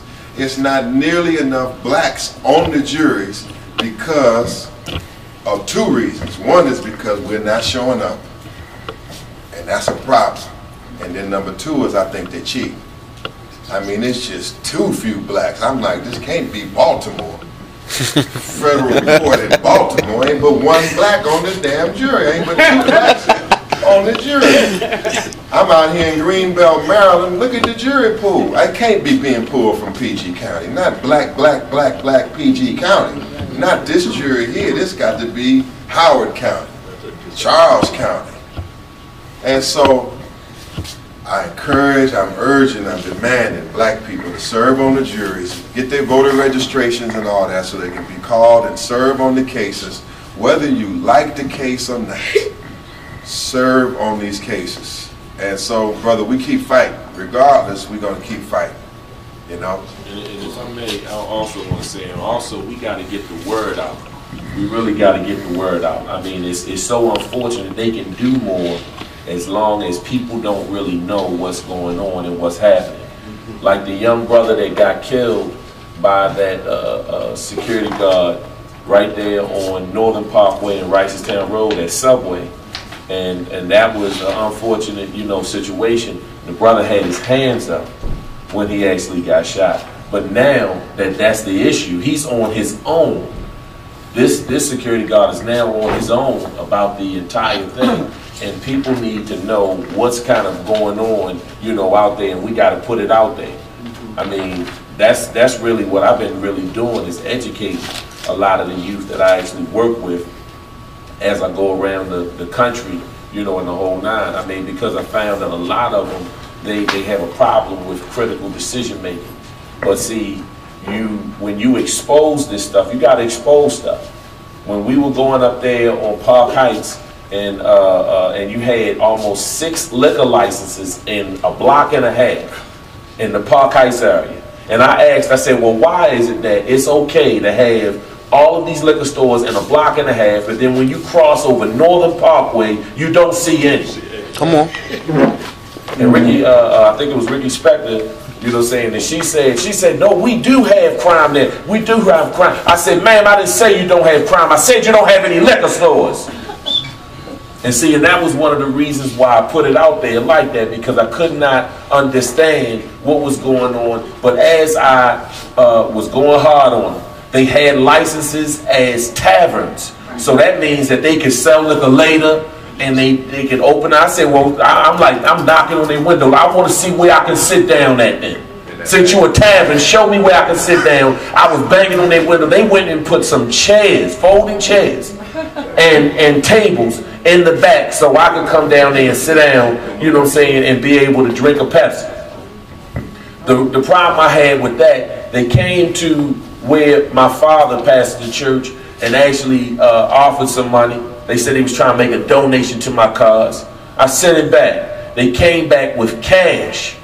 I sent it back. They had to actually make an announcement at the church that no one is to receive any money that's being to me unless they sit down and the people know our firm position. The real problem I had is the man came to me and he said, but some of the other pastors took it. So he couldn't understand why that was a problem. And that was also with, but see, you also got to understand, K-Grow. They got together. That's dealing with the Korean liquor stores, and they all pulled together. We don't pull together like that. We don't stand one. See, people need to know when you come in our community, you mess with one, you mess with all of us. If somebody come in here, I wouldn't let somebody come in here and grab somebody out of here and nah, you coming with me. No, you ain't going on. You ain't taking nobody out of here. Until we have that type of mentality, you know what I'm saying, it's going to be hard to deal with. I know we over the time. I'm supposed to be 1 to 4. And then I know brother had a question too. I'm sorry. Okay, I'm gonna come right to you then and here. What's our time looking at? They got a little more time. Good. I know she had a question. What y'all eat here? I might want to have to eat in this thing. What kind of restaurant? Okay, there is a war on the black man. You know that. Yeah. Okay, so what I'm worried about in Baltimore is I hear this thing called public enemy number 1. Okay, what is the purpose of Baltimore City now all of a sudden with this strategy with this public enemy number 1? And then you see this little teeny guy, you know, like you, in my mind, they've been naming these young black guys as public enemies number 1, you know? Okay. That's the language they use on yeah, the TV. They haven't been, they haven't actually been tried or anything. yeah. But how can you be a public enemy number one? That seems like some guy who has all these crimes against him and everything. But all of a sudden, in the last 4 or 5 months, they're naming black guys as public enemy number one. So, I mean, it's like, no, it actually wasn't even the Gorilla family per se. It was just something that they're doing now, and they're looking for certain guys. I wonder what it constitutes them to be a public enemy number one for Baltimore City with this new police chief. He came Who's up the with police chief here? Batts. Batts. Right, the new police chief. Let me say this, you know, Baltimore, and y'all live here, correct me if I'm wrong, but I know me some Baltimore. Baltimore is a city right now that is, Sleep. man, y'all, it's complex. Like you got a good conscious crowd. Like you got some of the smartest brothers and sisters that I know. Some of the strongest and most knowledgeable activists that I know. The city is in trouble, obviously, because America has, as an exporting nation, is not an exporting nation. She's not shipping out of them ports. She's not manufacturing. This Baltimore is not what it used to be for America. When the economy was thriving here, it's because Baltimore was a big shipping town and America was exporting. America is not exporting. America had been beat out around the world by other nations. So what you got here is poverty. And I don't see how it's coming out of the poverty that's in Baltimore, unless I'm missing something. You got some hell of a circumstances here. I see boarded up houses everywhere. I mean, close to downtown. You know, normally when you're dealing with, even with gentrification, you're going to see them boarded houses being taken up by somebody else. But I see a lot of boarded houses staying right here in Baltimore, Maryland. You got poverty here in Baltimore, Maryland. Unlike your sister city or your brother city in Washington, D.C., you got the federal government in D.C. And because you got the federal government, you got a naturally trickle-down economy because the Fed's spending money. Then you got companies that's contracted with the federal government, and so they spending money. And the D.C. government, because it's in D.C., got some money. And so it's some money in Washington, D.C. It ain't no panacea. It's still high unemployment amongst black men, but just some money up in Washington, D.C. I be trying to figure out in Baltimore, where's the money? Where is the money? Because when I'm driving in the hood in Baltimore, I see some bad circumstances, but I don't see how the black man is going to come out. And so out of these circumstances of poverty, out of these circumstances of the fall of America and Baltimore, then you have public enemy number one. Black, you know, you got crime and crime against our people. Then you have the enemy demonizing it. And so, is my analysis correct? Correct. It is. I mean, is this what's happening? Is this the city of Baltimore? It has a great harbor. It has great areas around the waterfront that are some of the nicest areas anywhere, and there's some money there. Awesome restaurants. Not that it's controlled by us, but awesome restaurants. But then you got severe poverty in Baltimore.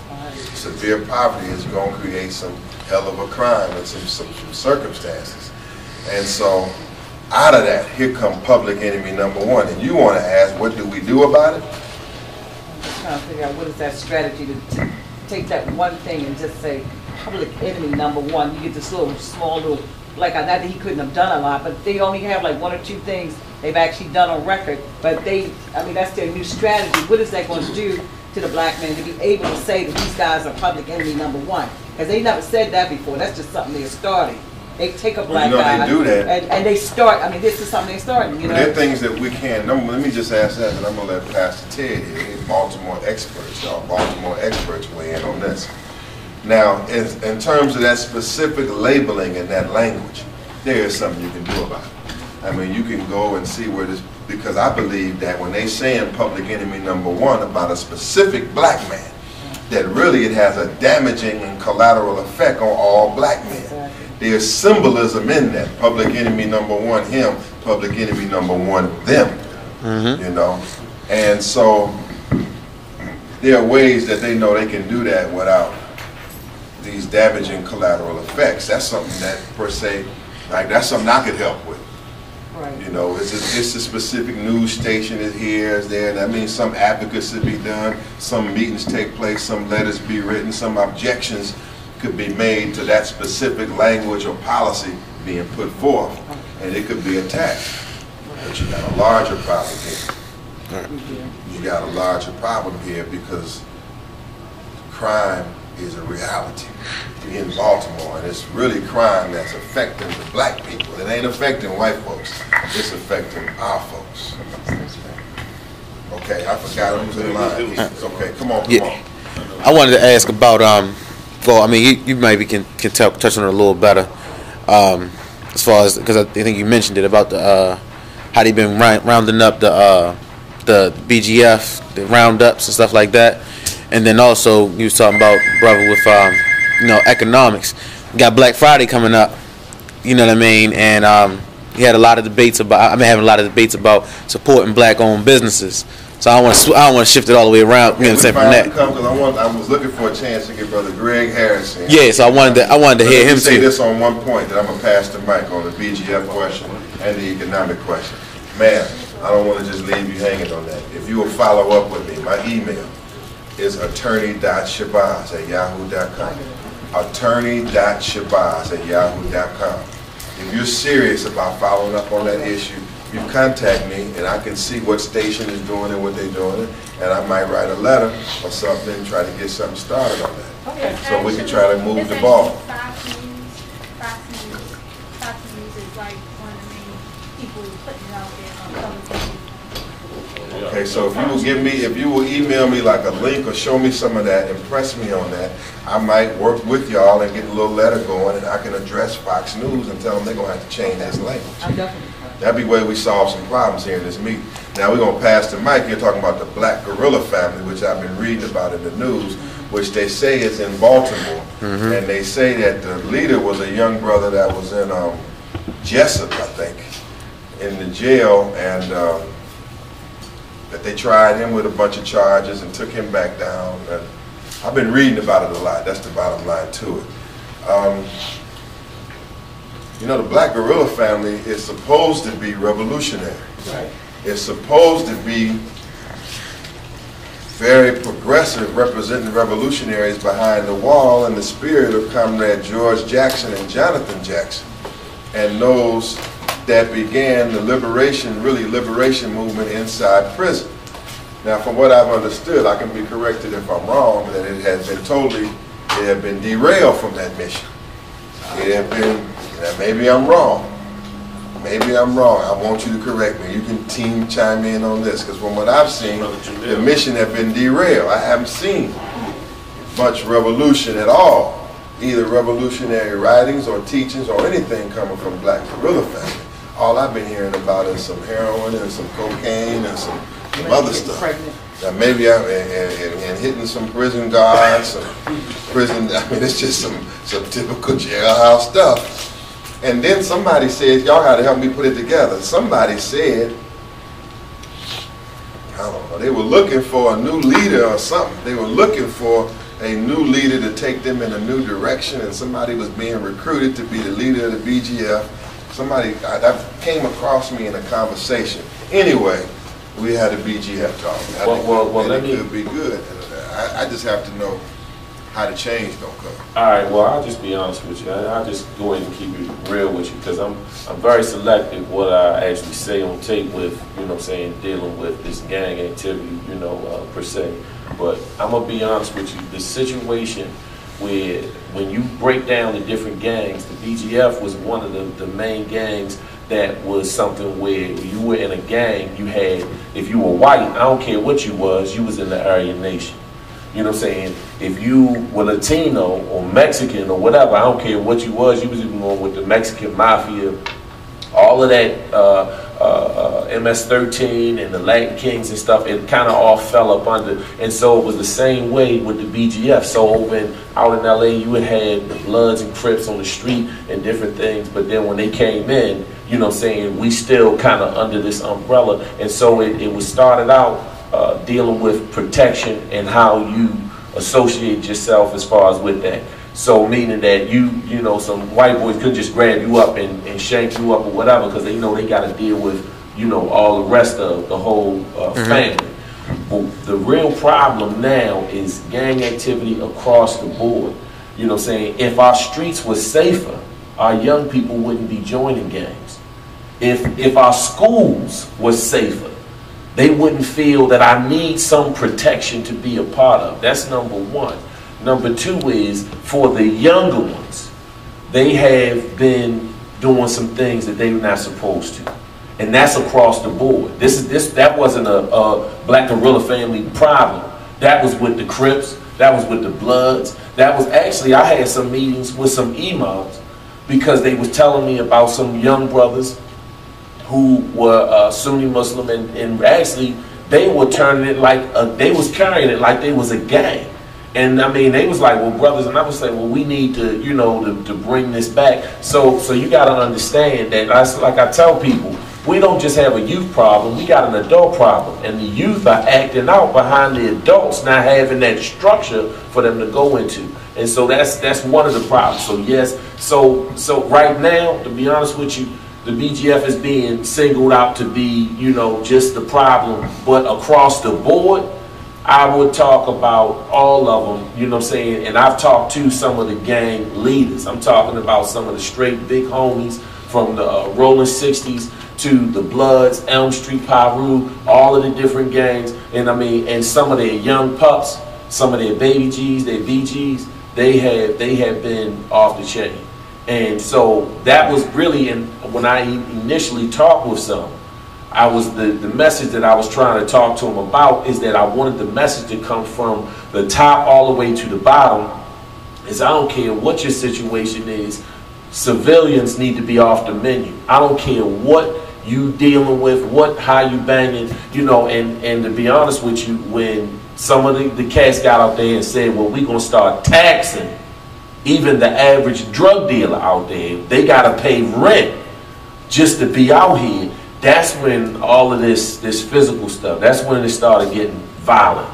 So all of that stuff kind of started like that, but I'm just the BGF. I'm letting y'all know that it's across the board. You know what I'm saying? There's been a break in the leadership and hierarchy, and that has been happening. So, you know, that's pretty much just how that is. And so there needs to be some new leadership. Seriously. There has to be some leadership there. I don't know. I mean, I would love to be honest, I would like to, we'll talk about it. I don't want to go on camera, but you know what I mean? Yeah. There's some conversations that need to be had about the leadership, because with some good leadership, things can change. Yes, sir. And then you, Bob. Can you go in a little deeper about the Trayvon Martin case? Like, Trayvon Martin case. Okay, well, this is what's happening right now. Let's start right now and take it backwards. And then when I finish this, I'm going to come right to economics, because I want you to learn Greg Harris, because this guy, seriously, I'm going to tell you about him in a minute. I want you to hear from him, because he's going to have another perspective on this, particularly for black men and entrepreneurship and how to make it. He's going to tell you a story that's going to be inspirational, and he is that story. So I'm going to cover Trayvon, though. Zimmerman is busted. Zimmerman just got busted again. You know, he gets busted every week. I mean, Zimmerman is a problem child. I mean, let's just keep it 100. He's a problem child. And I've always said, at least since this year, that Zimmerman probably got about 24 months before he self-destructs. He will be self-destructing within, maybe sooner. He's already started self-destructing. So now Zimmerman is facing charges for pulling a shotgun on his girlfriend and for having his second major domestic incident inside of 30 or 45 days, because he jumped on his wife. Now he done jumped on his girlfriend, and he pulls guns on everybody. Zimmerman is out of control. He's a problem. And he's on his way to self-destruction. Matter of fact, if these charges stick against Zimmerman, protective custody ain't gonna hold on Zimmerman for long. Hello? Zimmerman ain't gonna last behind bars. He gonna last behind bars according to my vision. I don't know nothing about it because I ain't got no connections. But I'm just saying, Zimmerman is last behind bars, and my prediction is probably as long as Jeffrey Dahmer gonna last behind bars, okay, which is not long. He will not be lasting long with no whole lot of black COs and anybody, because he's not gonna last long if he goes behind bars. Getting this fool behind bars has been the major problem. So Zimmerman don't have his gun right now, which is good. Because, you know, he's wild. When he's got a gun, that guy's dangerous. So he doesn't have a gun. He's frequently getting into confrontations with people out on the streets. If he make it to this trial, I'd be surprised. Because my prediction is Zimmerman gonna get in it with somebody somewhere out there in the public, and he gonna meet his demise. Hello? Gonna meet his demise. Now, when you backtrack it a little bit to the Trayvon Martin case, so here's Zimmerman, he's trying to face it, finally getting, maybe face sometime behind bars, maybe. O'Mara does not want to defend him. His attorney, O'Mara, clearly does not want anything to do with Zimmerman. He's open by saying, I am not defending him on these charges. Now, Zimmerman keep getting in trouble, and your lawyer that got you off on your big case keeps saying he's not going to defend you. That means he knows something about his client. He does not want to defend this fool. Now, here's Zimmerman without his gun. He's facing trial. The Trayvon Martin case is an open wound in the black nation. It's an open wound in our community. It's because this Florida jury have allowed Zimmerman to walk scot-free under the same old rule. You know what the rule that was established in that case was? It's a couple of rules. It's the basic rule. There's just a few rules. The black man have no rights that a white man is duty bound to respect. In this case, Trayvon had the right to be left alone and not be aggressed on, and certainly not to be blamed for his own death. That Florida jury established a rule that white people have the right to kill black people if they fear black people, particularly the black man, regardless of how unreasonable the fear is. Meaning that it's, even if the man is unarmed, this is what white people are telling you, this is what that white jury was telling you. Juror 37 and them white folks on that jury was telling you, we got the right, we're going to affirm on this jury the right to kill you, even if you unarmed, because this is our white right that we have established in America, that I have a right to carry this weapon, and I got the right to kill me and niggas. If I even think that niggas, if I have a problem with them, or I won't even say posing a threat. Do you hear what I'm saying? Mm-hmm. The white people's right to kill black people, even if they're unarmed and the white man is armed. This is the right that was established, and that's what they were standing up for on the jury. They didn't care what the facts stated, didn't care how much Trayvon mama was hurt, none of that. We're going to establish our ability as white people to carry weapons. And when we encounter black people, we're going to get the first shot off. And we're going to be able to get away. That's white right. And what was established there was white law in America.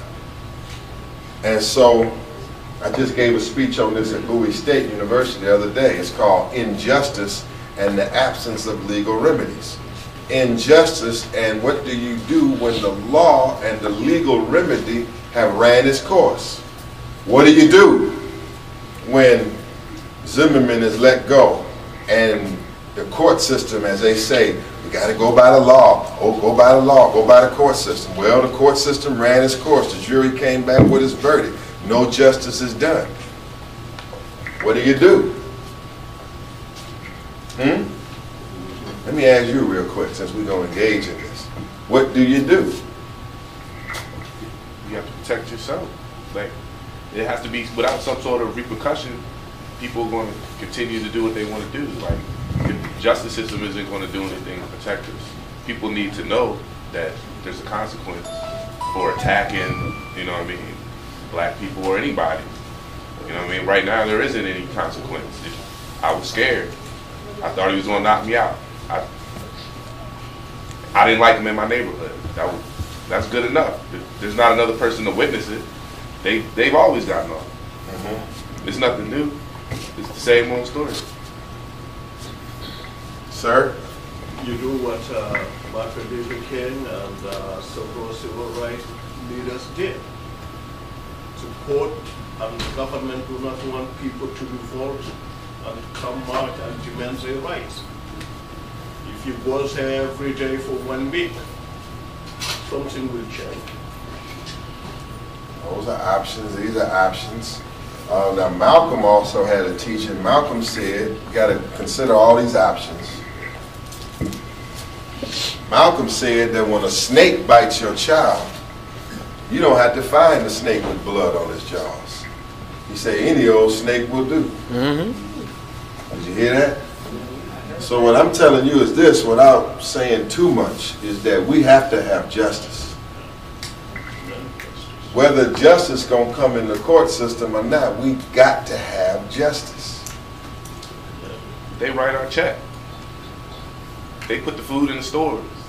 When I turn the faucet on, there's state water coming out. And despite all that, we got to have justice. Do you hear what I'm saying? I understand. I understand. We got to have it. And we got to have it, and for some of us, we're going to have it. And so, I would just say this, you know, that was a very painful case, painful result, painful verdict. Now, what Attorney Benjamin Crump has stated publicly, and what I kind of know from the inside, is that one of Zimmerman's women, or his girlfriend, or his wife, one of the two, that he's feuding with, one of them two, that there's a possibility that these civil rights charges against Zimmerman are not dead because they know some stuff about Zimmerman and his racism, and how when they were saying that it was not racially motivated, that there is some evidence that it is racially motivated, and that his women know about it, and they are both mad with him. He's feuding with both of them right now. So that's one aspect. Another deal is here is let's keep it 100%, and to be honest, man, we need a black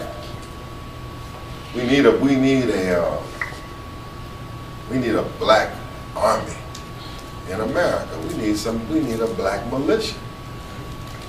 We need some more black defense corps in America. We need much more than just the new Black Panther Party. You know, now I continue to train and advise the new Black Panther Party. But I can tell you that in the state of Florida, we need to be much, much stronger. And so, one thing in general that we have to do is that all of the groups here that are in a militant mindset, those that are wearing the fatigues and the boots around the country, some of them are with General SETI, some are here in Reality Speaks. There are some in every city who really need and I'm willing to work for them. If they're willing to work, I'm willing to work. We need a national ministry of defense. We really need a national ministry of defense amongst black men that will send a militant message throughout America, and we need to be well organized. See, our people, our youth, our young brothers and sisters need to know that there are some black men that are training and preparing for the defense of our people, or preparing for war. And so the new Black Panther Party can do some of it, but they don't have enough numbers to do all of it. They can do some of it. But we need a united ministry of defense. We need some new Black Panther Party with a righteous BGF, with a righteous FOI, Fruit of Islam, and there need to be some real defense training amongst black men, deacons for defense, pastors in this city and others. There are a lot of strong black men I meet all around the country, but we're not together. We're not training together. We're not communicating together. We're not organizing together. And so, as a black ministry of defense, or a defense base comes into being in this country, you will start seeing some real defense, and you will start seeing some results out here in the field. You know, and so that's one thing that I'm still committed to. Law talk and all, that's fine, but I'm into some military training, some working out, some getting strong. I'm into all kinds of self-defense. You know, and I can't say that every case. Now, quickly on Zimmerman, to conclude on Zimmerman, I still say Zimmerman got that damn 24 months. I'm saying 24 months I had a dream that he was going to meet his demise. Now I've had a dream that he was going to meet his demise. Every day it looked like he's headed in that direction. But it is our job to increase the militant mindset of the black man in America so that we start getting justice. Whether justice comes or not, it's going to have to be some justice. Now, we killing each other every day. We ain't all that scared when you talk about killing each other. Ain't no big warning lights going on. Well, if we kill each other, we going to jail. That ain't stopped us from killing each other. Hello? So we can't always put cold water on a militant movement and say a militant movement should not arise that will help defend our people because something might happen. Well, hell, something already happening anyway. And so I still say we need a national ministry of defense. We need some coordinated training and some real gun training and physical training amongst black organizations.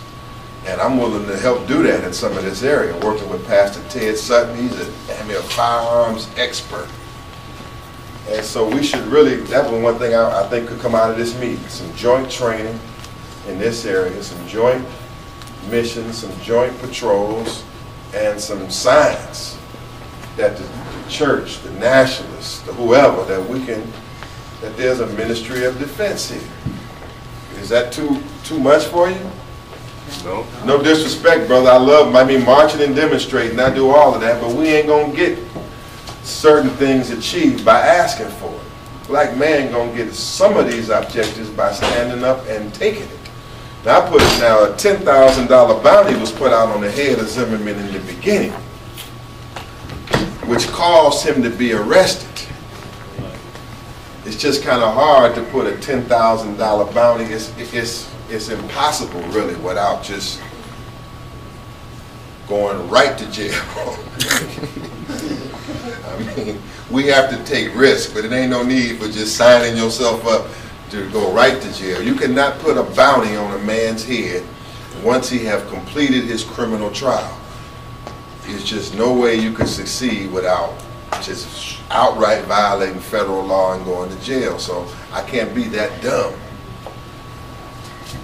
But seriously, that is seriously an open sore and an open wound in the black community. Zimmerman running around.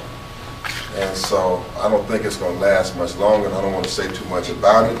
I know that the black man in Florida is mad, the black man in Georgia is mad, the black man in Texas is mad, and they are mad at Zimmerman. They just ain't found him yet. They just ain't seen him in the right spot. Because that's where the real knockout game needs to go down. We need to knock his ass out, pardon my language. I want to see Zimmerman knocked out. Black Power? Black Power. Don't you want to see that? 5 o'clock news, Zimmerman knocked out, and he has not come back. He is in a coma and he will not come back. I had a dream. And then we'll get respect. Let's not fall off. It's soldiers out there. They don't have red, black, and green on. And I mean, to be honest, some of them in the knockout game. They just haven't known who to knock out. There's revolutionary youth out here. And they don't have to on old ladies and people like that. There are real people out here that are harming our people that need to be dealt with. And there are some fearless black youth out here. And so that's all I'm going to say before I say too much. But, you know, I am here for working with Pastor Ted, Brother Jabari, and others. I would love to, in this regional area, Washington and Baltimore, begin some training exercises, and we can form a real ministry of defense here, some black men. Because I already see right now when me confronting these DC police that I need me another squad on the street. I mean, there's some Panthers in Washington, DC, but it ain't enough that I can call when I need them, because when I'm getting these police calls and I have to show up on these corners, I'm seeing I'm going to need me some more men, because these fools is crazy out here. And I'm not inclined to back down either.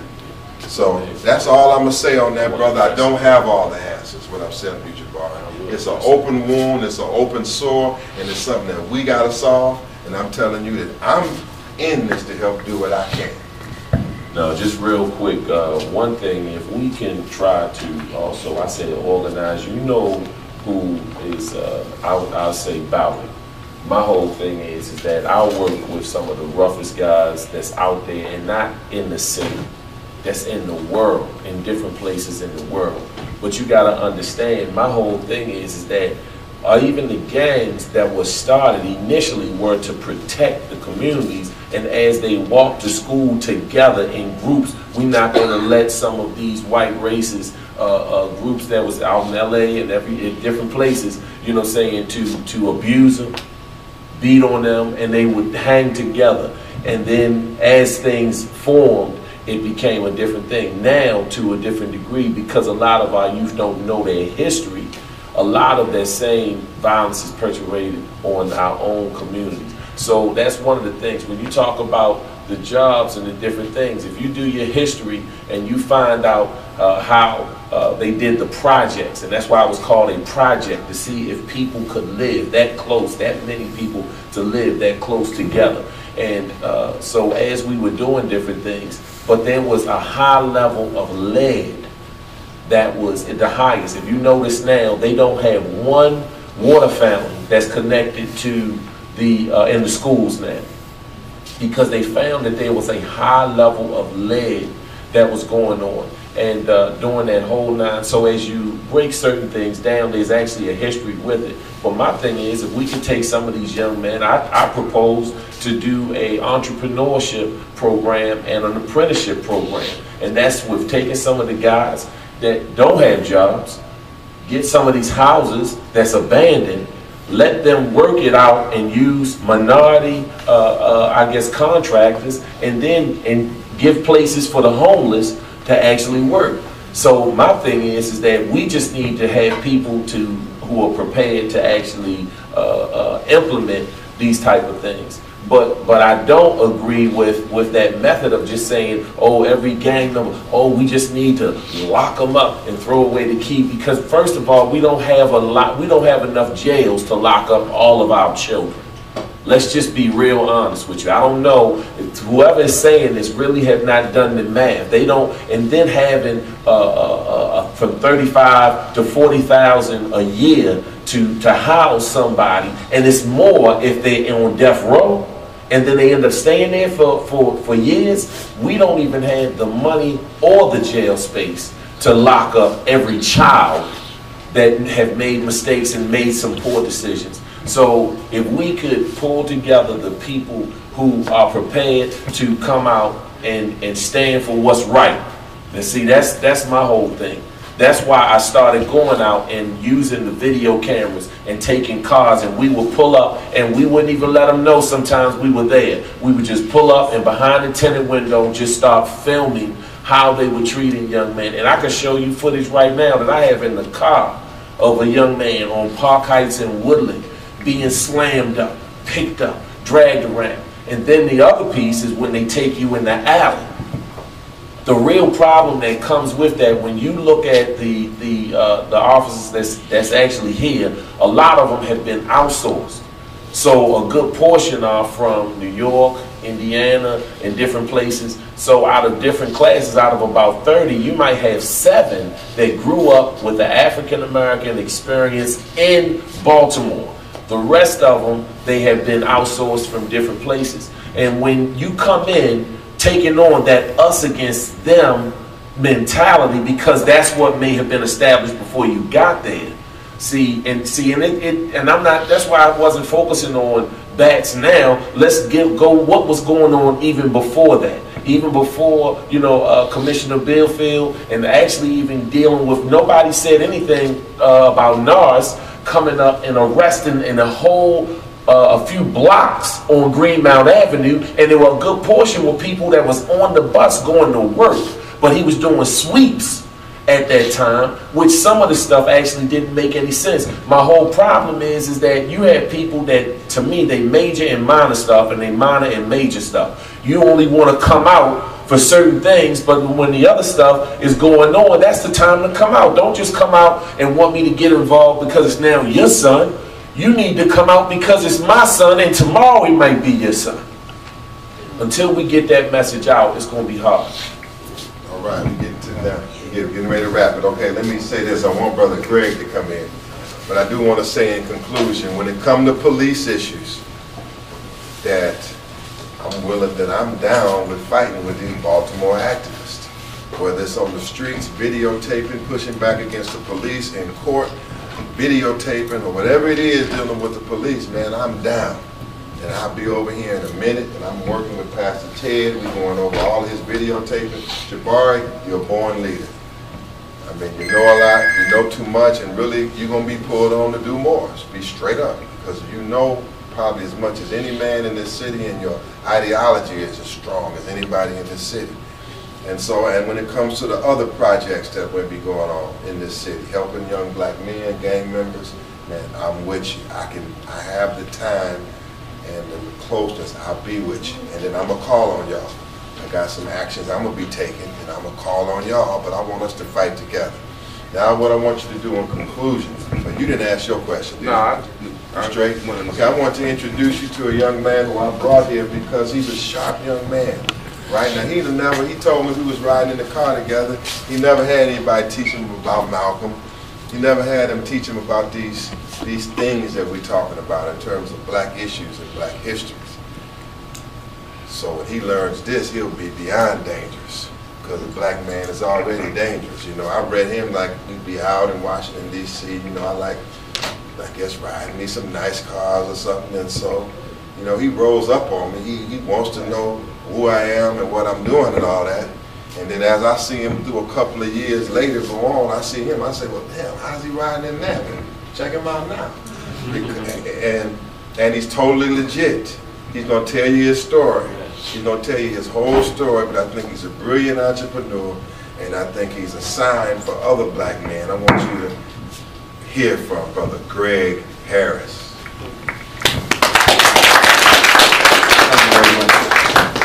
So my name is Greg Harris. I think I went through a lot of the things that I see a lot of the black men going through on the streets in Baltimore, being introduced to, you know, selling drugs and all that other good stuff. You know, for you to overcome that, it takes to have a strong mentality and to know that there has to be something bigger in this world for you to accomplish. And that's what I did. You know, I just dug deep in myself. You know, it's like you have to take yourself out of the world that you're in, and take yourself out of all of the negativity, all of the killing, all of these things that's going on, and just say, okay, how can I get to solid ground? How can I get to safe ground? And where is safe ground? Where is it at? You know, what does it look like to live in a society in which is for us and was made by us? And so, you know, I strive for that, and being in the city and just knowing how to network with people. You know, I took all of my talents and I said, if I can put it all together, it'll take me to another level. And all I'm going to do is I'm going to continue to walk into the footsteps in which, you know, the Creator has given me. And I'm just going to share the message with everyone, because paying it forward is the right thing to do, and it's the only thing to do for me. Because it's one thing, you know, to ride around in all these nice cars and to just be this big wonder, you know, who is this guy? But it's another thing to get up and stand up in situations like this and tell people who you are, to try to take them into the same path as you, and to build this future world in which we are the head people in charge, and we're not feeling inferior to another skin color, because that's what I refuse to do, because I feel like I was brought into this world free, and I shall live free without any type of bars holding me in, or without any type of handcuffs put on my mind, for me to be able to excel and enjoy the blessings of the world and the land in which we live. I went into business. Money is something that we all need, and you know, I just decided that, you know, that's what I was going to be the most valuable player at. Putting things together and being able to put relationships together so that we can build this future utopia, or the Ethiopias of the world. And so with that and doing that, you know, along the journey, I've met powerful people like the one sitting behind me, and being in cities like this and hearing what we need to do, bring entrepreneurship, take all these abandoned buildings that I saw 2 years ago when I moved into the area, and just saying, man, this is like culture shock and shell shock here.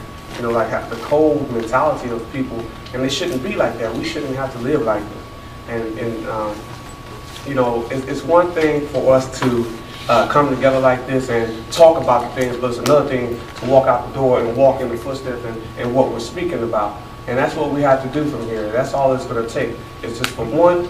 I mean, we've had major demonstrations. You know, we've had the walks on Washington, the walks on Black Wall Street, and the destruction of Black Wall Street and all these things. And, you know, it's just time to bring all that back. I mean, what we had to lose?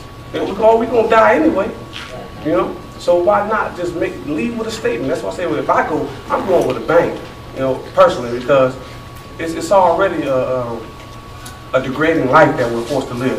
You know, even though I have things, I have to have these things and live in fear of, you know, it being taken from me, whether by my own people or by being thrown in jail, you know, and not being able to enjoy the fruits of my labor anymore. But I want other people to enjoy the fruits of their labor as well and show the world that, you know, whatever comes to your mind, you can accomplish it. You know, we know this much. So now it's just time to get our youth together and really take over the world, because the elders, they're not going to be here forever. You know, so it's up to us, you know, young people like us, if you look my age, you know, to really take this thing over. And we can do it to Africa, back to Guam, where I was born at, you know, to Antigua, like brother said. It's just time for us to really get together and take this thing over, because we have nothing to lose. And I'm not scared of the white man at all. You know, I go ahead toe-to-toe with them, because my business caters to these people.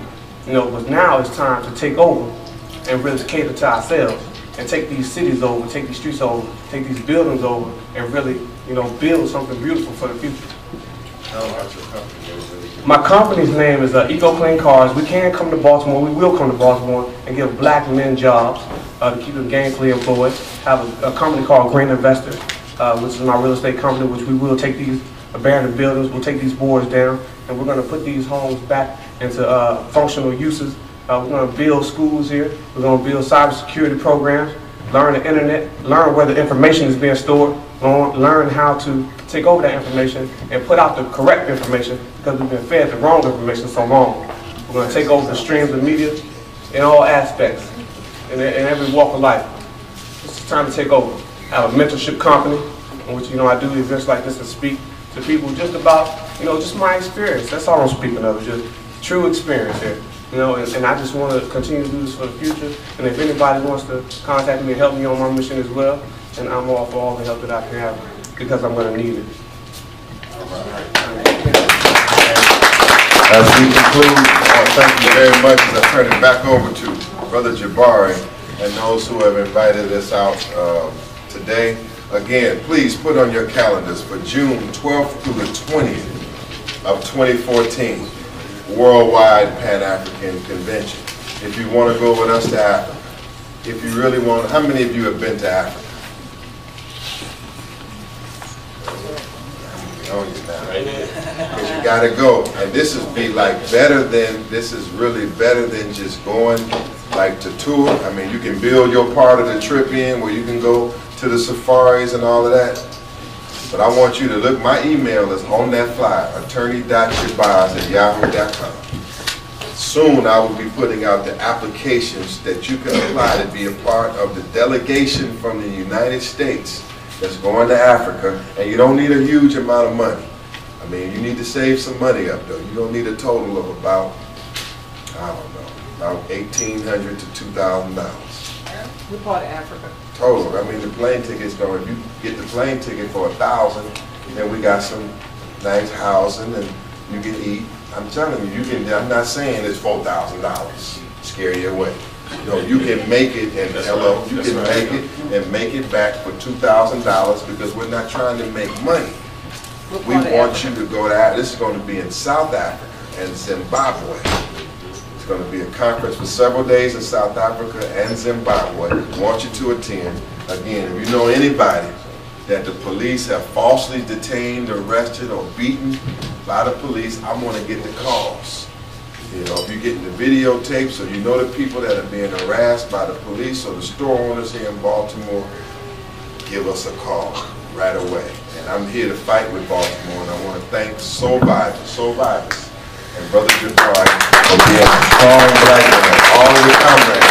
Man, I love y'all, for real. Thank you for allowing me to explain where I'm at this stage in time. Thank you so much. All right. Give it up for brother Malik Shabazz. And we really appreciate, even before the brother came, I said, look, we know it's a small amount of people that's here today, you know what I'm saying? He's like, I don't care if it's 2 people there. You know what I'm saying? We're going to get this information out. And I want to build, I want to come talk to you. I want to build. I'm trying to build so you see the brother's spirit. And we really appreciate that. So we're going to get ready to close out. If you can stand, please, so we can close out our Harambe's. Also, for the movement that we've been doing, a lot of stuff we've been doing with Soul Vibers Nation, Reality Speaks. We've been continuing to do the lecture series. By Toto from the Nile, with the young ladies here, who reach millions all throughout the internet. With the song with Trayvon Martin. I don't know if you got to see the Trayvon Martin song, the video and all we did. But we do have their CDs, their mixtape 1 and 2. If you got a child, a young child, or even an adult that needs to hear some information and knowledge, you know, you want to get a copy of their CD. They got mixtape 1 and 2, and they do have the next concert will be December the 21st here in Tubman City in Baltimore. All right, so we want to put our fist in the air.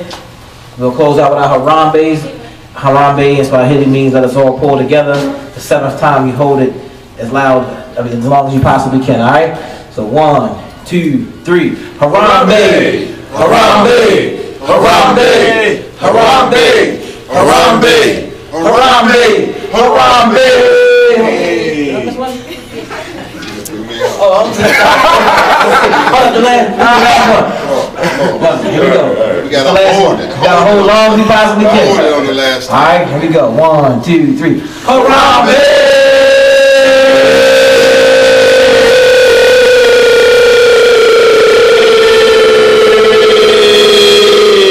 That was a little cheesy. I'm sorry. Give me a round of applause. If you missed one, I don't know if it was turning Malik with myself. Somebody just shout. Probably got to get this organization together. Let's do it again. Come on. We're going to do this right. On the 7th time, we're going to hold it. Whoever holds it the longest, on the 7th time is the blackest, okay? And I hit them Harambe's real strong. It means let us all pull together. Let us struggle and pull together in unity. Jah lead to Harambe, Harambe, Harambe, Harambe, Harambe, Harambe, Harambe.